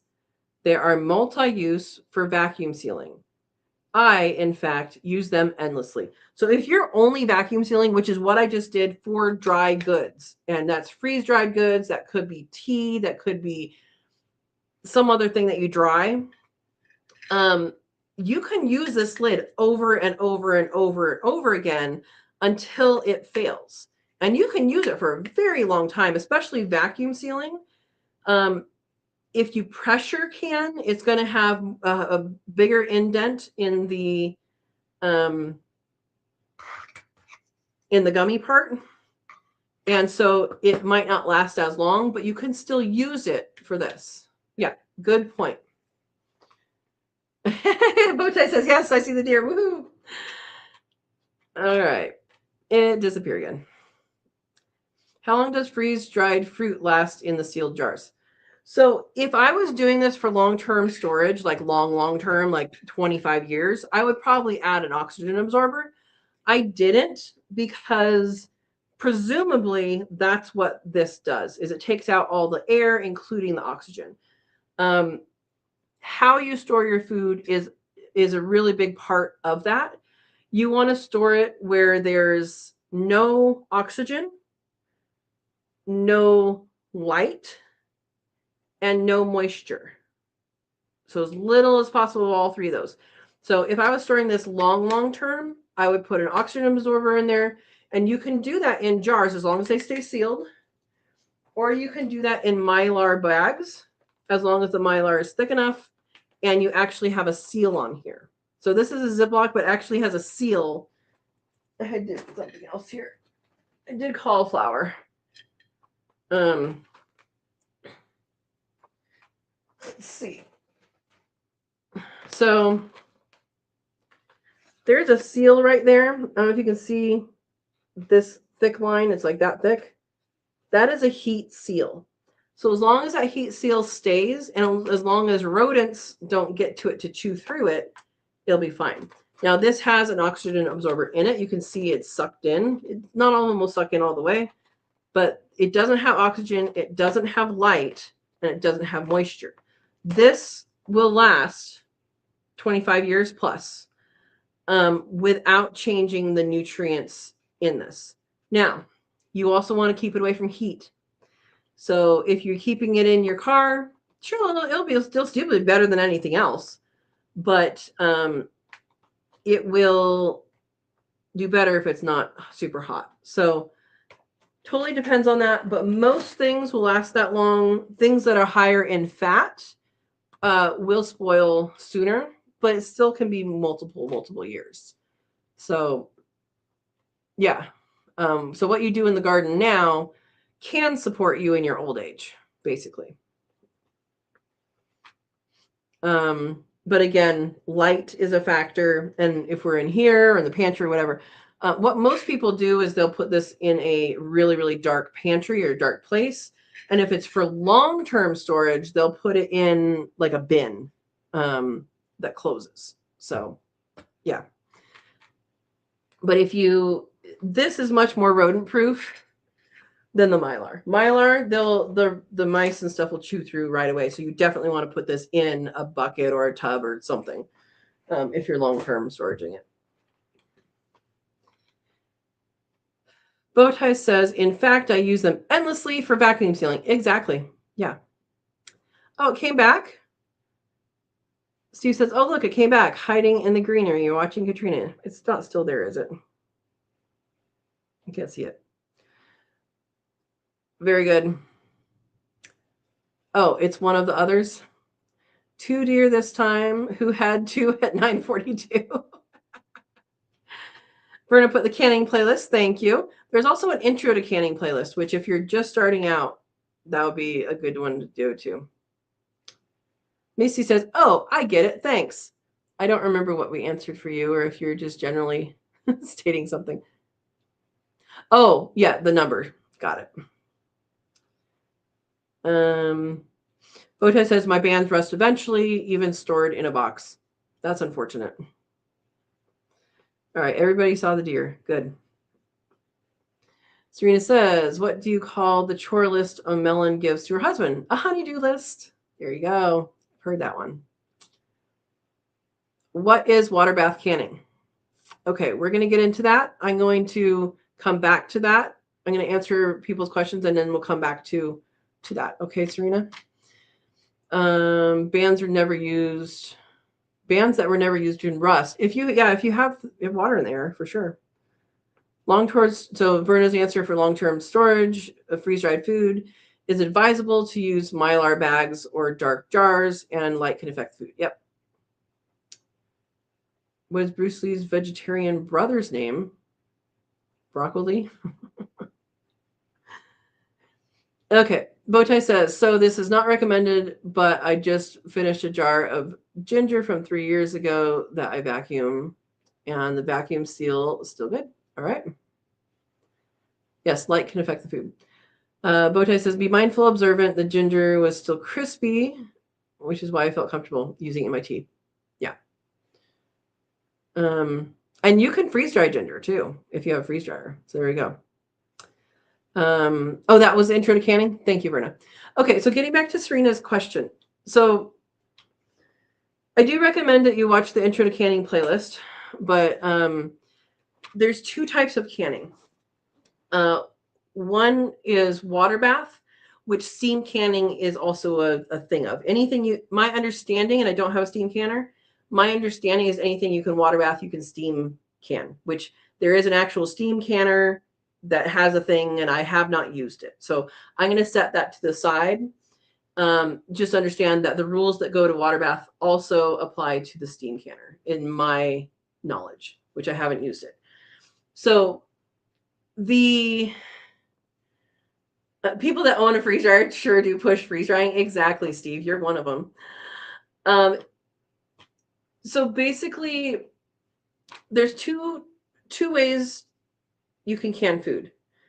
One is if your food is acidic, and that includes things like pickles and some sauces, jellies and jams, fruits, and tomatoes are on the edge. At some point, I think they're going to jump over to only recommending the pressure canning. I think that's probably going to happen at some point. So the reason for that for the tomatoes is historically tomatoes were more acidic than they are now. And now everybody wants the nice, sweet, juicy, sweet ones. And those are less acidic than what people generally can. And so there's instructions for both at this point. So there's definitely a reason to why you would water bath and a reason to why you would pressure can. When you are water bath canning, you are canning something that has enough acid in it. And the acid is what kills the bad bacteria. So you're looking for the acid to do the job, and you're looking for the water bath canner to heat appropriately to the center of the jar. And that heat plus the acid will kill all the bad bacteria that would live in an acidic environment. So that's water bath canning. And just a general take, you should watch the videos, but for a general take, you can do water bath canning. You don't need a water bath canner. You can do it in a stock pot. If you do it in a stock pot, I recommend that you put something on the bottom of it. So you can always put in a washcloth, which is super annoying to work with, but works. It's just something to be in between the bottom of your pan and the jar, so the jar doesn't bounce on it and then bust. I canned for years without anything in between the bottom of the pan and the jar, and it worked for great time until I lost like 3 jars of pickles at once. So you can literally use a stock pot and a washcloth, or a stock pot and extra rings. You can tie a bunch of rings together and put them in there and make a little platform. You just need a little bit of space or buffer in between the bottom and the jar. And you should have the jar. Verna, can you pull up the National Center for Home Food Preservation link for people? Thank you. So the jar needs to be 1 to 2 inches below the water, and you bring it up to a boil, and you boil it for the length of time it takes to process whatever food you're doing. There are scientific methods behind knowing what is happening, like how long to do it for, the methodology behind it. All of that is very well researched. And so there are some things that you don't really have instructions for, but it's important that if you don't have that, you look up, is there instructions for it? Was there instructions for it? Do they no longer do instructions for it because of X, Y, and Z? Something that people think they can, but really shouldn't, is pickled eggs. It is pickled, but there have been cases of botulism in it. If you are going to can, it's called rebel canning things the way you shouldn't can them. You're taking your life into your hands, and you should inform everybody who opens a jar that they're taking their life into their hands as well. Botulism is deadly. It doesn't kill everybody, but it is deadly. And that's something that can happen. So anyway, so you have acidic foods. Then you have basic foods. And basic foods are, the opposite of acidic. And they need pressure to kill the bad things. The bad bacteria is the bad things, right? So instead of using acid like lemon juice or vinegar, that's usually the acids that they're used. Now here's a key thing for water bath canning. When lemon juice is called for, you need to use the store-bought pre-canned whatever lemon juice. If it calls for vinegar, you need to use at least 5% acid vinegar. And the reasons for that is because you're relying on those two things to make it acidic enough. if you're using a Meyer lemon, I used to do this, it probably is not acidic enough to get your whole thing to be acidic enough to can.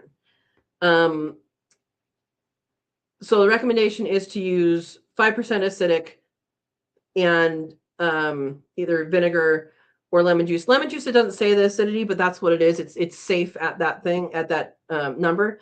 If you are using your own pH strips for your own lemons, I would do that, but you're likely not going to hit the acidity unless you are growing super sour lemons, which I plan to grow some super sour stuff for that purpose. But that's something to pay attention to. Okay, going back over to pressure canning. Pressure canning is for basic foods, not basic like, boring. Basic as in not acidic. So you have your pH scale and you have acidic and basic. So things like meats, soups and stews, green beans, stuff like that. So things that are not going to be pickled, but that are also basic. And pressure canning requires a pressure canner, not a pressure cooker, a pressure canner. They are different, and we can talk about those things. But a pressure canner will get the pressure inside the jar high enough to kill the things inside the jar. Now, there are some things that you would expect to be able to can that aren't. So one would be a pumpkin puree. You want to put it in chunks if you're going to can it, and 1-inch chunks, and then put it in. What they've found through, again, science is if you puree it, it's too dense for the pressure to get that much or to go all the way through to the center of the jar. So the recommendation is to puree it after you take the jar out. Now that I have, you can freeze it, you can puree it and freeze it. Now that I have freeze dryer, I puree it and I freeze dry it, and that works wonderfly. But there are some things that you should not pressure can. And again, you should watch those videos that I did for the intro to canning playlist. But for example, some things that you should not can is grains. So rice, wheat, anything like that. Barley, all those. Dairy should not be canned. So if you have a cream of mushroom soup, you're not canning it. You can can it before you put in the dairy, and then put the dairy in later when you open the jar. Breads should not be canned. And thickeners. So if you have cornstarch, a lot of the old recipes will call for cornstarch in like pie filling and stuff, and that is no longer recommended. And again, old recipes, people say, oh yeah, but it worked. Well, people also got sick for unknown reasons and died for unknown reasons, which probably some of those reasons were botulism, to be honest.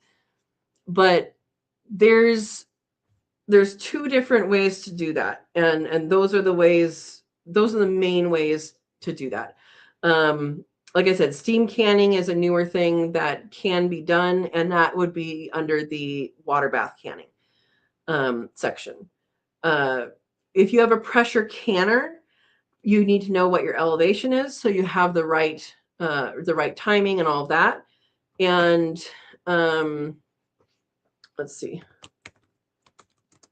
Food preservation. So I will go on here now and show you the National Center for Home Food Preservation website, which has all you need. Thank you, Verna. Good night.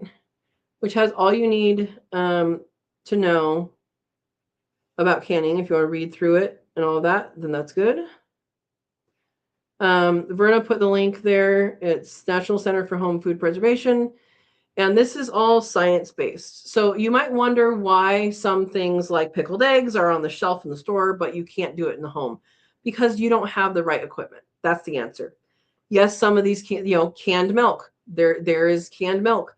It can be done, but not with the equipment that you have in your kitchen. So just understand the limitations of what you have. So Yeah, here's the website, National Center for Home Food Preservation. And it has canning, jams and jellies, pickling, fermenting, freezing, drying, curing and smoking, and storing. So all the information you need for a lot of these things is here. They don't have freeze drying. Freeze drying is pretty simple. But yeah, so for example, if we go over here to canning and we want to go to, well, you could do tomatoes, but let's just do fruit. Let's do apple butter. Okay, apple butter, basically you cook down apples forever and it becomes that. So it gives you a recipe. In general, you want to follow the recipe, although I've never made apple butter with all those additives. So let's go with something else. Apples you can can by themselves too. Okay, let's do applesauce. Gives you how to do it. It gives you what to fill it with. Half-inch headspace. So a headspace, the headspace is a distance between the food and the top of the jar. So, for example, that is an inch of headspace. And it's usually an inch for chicken, I think now. It's an inch and a half, so you have to go down to here. But jellies, I think, is like a fourth of an inch or something up here. So the headspace is important. That is the space between the top of the jar and the food. It's important because that's what the timing is depending on. Okay, so we have different styles. So there's some things have hot pack, some things have cold pack. And this is going to be always hot pack. You can do it in pints or quarts. And then here's where your elevation is. So depending on your elevation, you're going to go and what size jar, you're going to go for different amounts of time. So that's how you look that up. Let's look at peaches because I know that has more. Okay, so if we look at peaches, we have the chance for hot and raw pack, and I do have a video comparing the two, and I actually like the raw pack better. But we have the hot pack or raw pack, and it tells you that you need. I don't know the reason for this. Don't can the white flesh peaches. I don't understand that because it seems like you could just add lemon juice, but I don't know the why behind that. I need to do though, because yeah. Okay. So there is, they tell you how to peel it.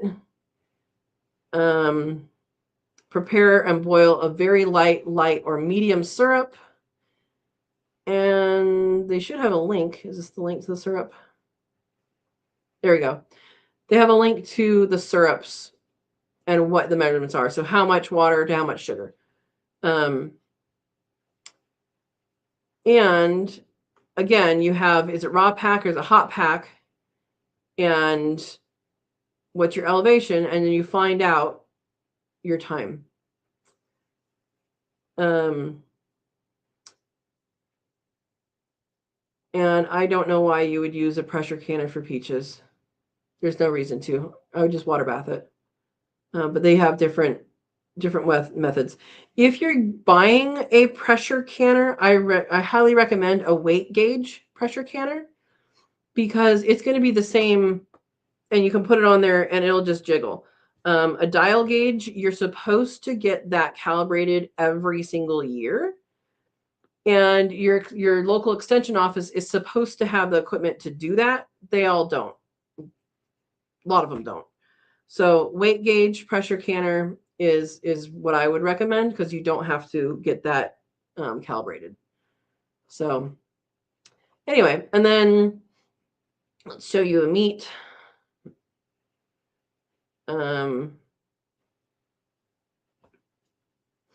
Chicken or rabbit.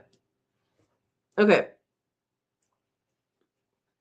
So there's without bones and there's with bones. Hot and raw gives the same times.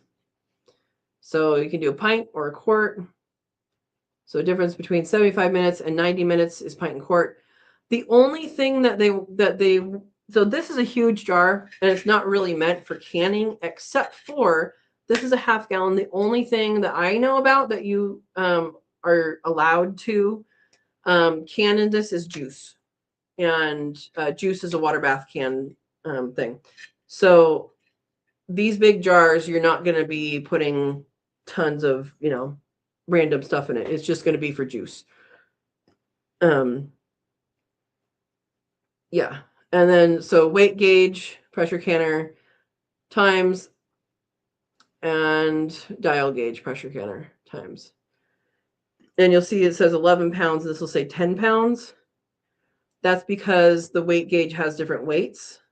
And I don't know why we go with 11 instead of 10, but anyway, hopefully that gives a very brief thing about that.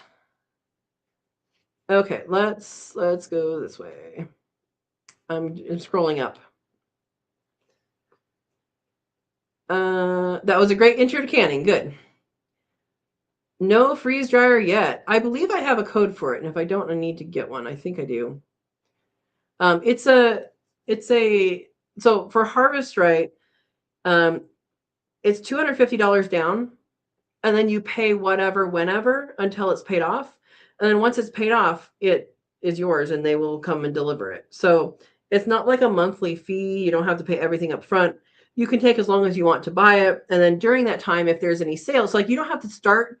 You can start now. You don't have to wait for a sale, because if there is a sale in between now and then, you just call them and say, "Hey, I want the sale price," and they say, "Okay," and that's it. So they're really easy to deal with in that way. Yeah.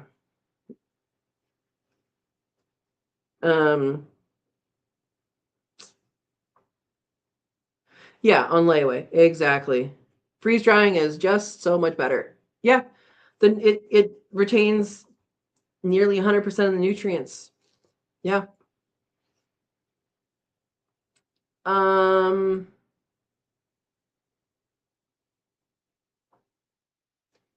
yeah. Let's see. Yeah, so Steve says because the weight has only has 5, 10, and 15, while the dial can have different than those. Yeah, but there's no reason. I don't think there's any reason to get a dial over a gauge, over the dial over a weight gauge. I think there's more reasons to get a weight gauge than there is a dial. Because if you like, I never have to take mine in to get it calibrated. It has a dial on it, but that's really just to see if the pressure is all the way out. Um, but I never have to take mine to get calibrated, and because I have an All-American, I don't have to ever deal with gaskets. So that's another thing between, like, Presto is kind of the standard of the less expensive pressure canners, and there's nothing wrong with them. But you do need a gasket, and depending on if you have a weight gauge or a dial gauge, you might have to get it calibrated every year. Whereas the All-American, it's metal on metal, and you use oil as the gasket, and you don't have to get anything checked. So it's pretty dialed in, and that's why I got that one.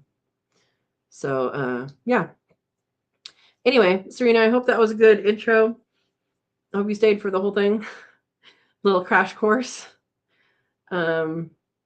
Man, it's getting dark. How is it getting dark already? Last week it wasn't dark yet. It's not all the way dark. It's a lot darker than last week, though. Okay, I am ready to go feed bunnies, check in on the chickies, and all of that. Bowtie's falling asleep. All right, well, I'm going to get off of here. Tomorrow's video is going to be short, and it's going to be about these. And I did not film it with intention of doing that, so I probably have to film some. But that'll be good. Anyway, hope everybody's doing good. Hope our gardens are doing good. For people that are dealing with heat, I am so sorry. But the best thing I can say is cook in your car while you can. Don't cook in your house, that's for sure. But your car can smell nice. and give you some tasty things with this heat. All right, so I'm gonna get out of here. Thank you for watching. And man, we had, I don't even know how many items I brought for show and tell this time. All right, we will talk to you guys later. We'll see you guys next Monday. And thank you for watching. Enjoy and have a good night. Bye.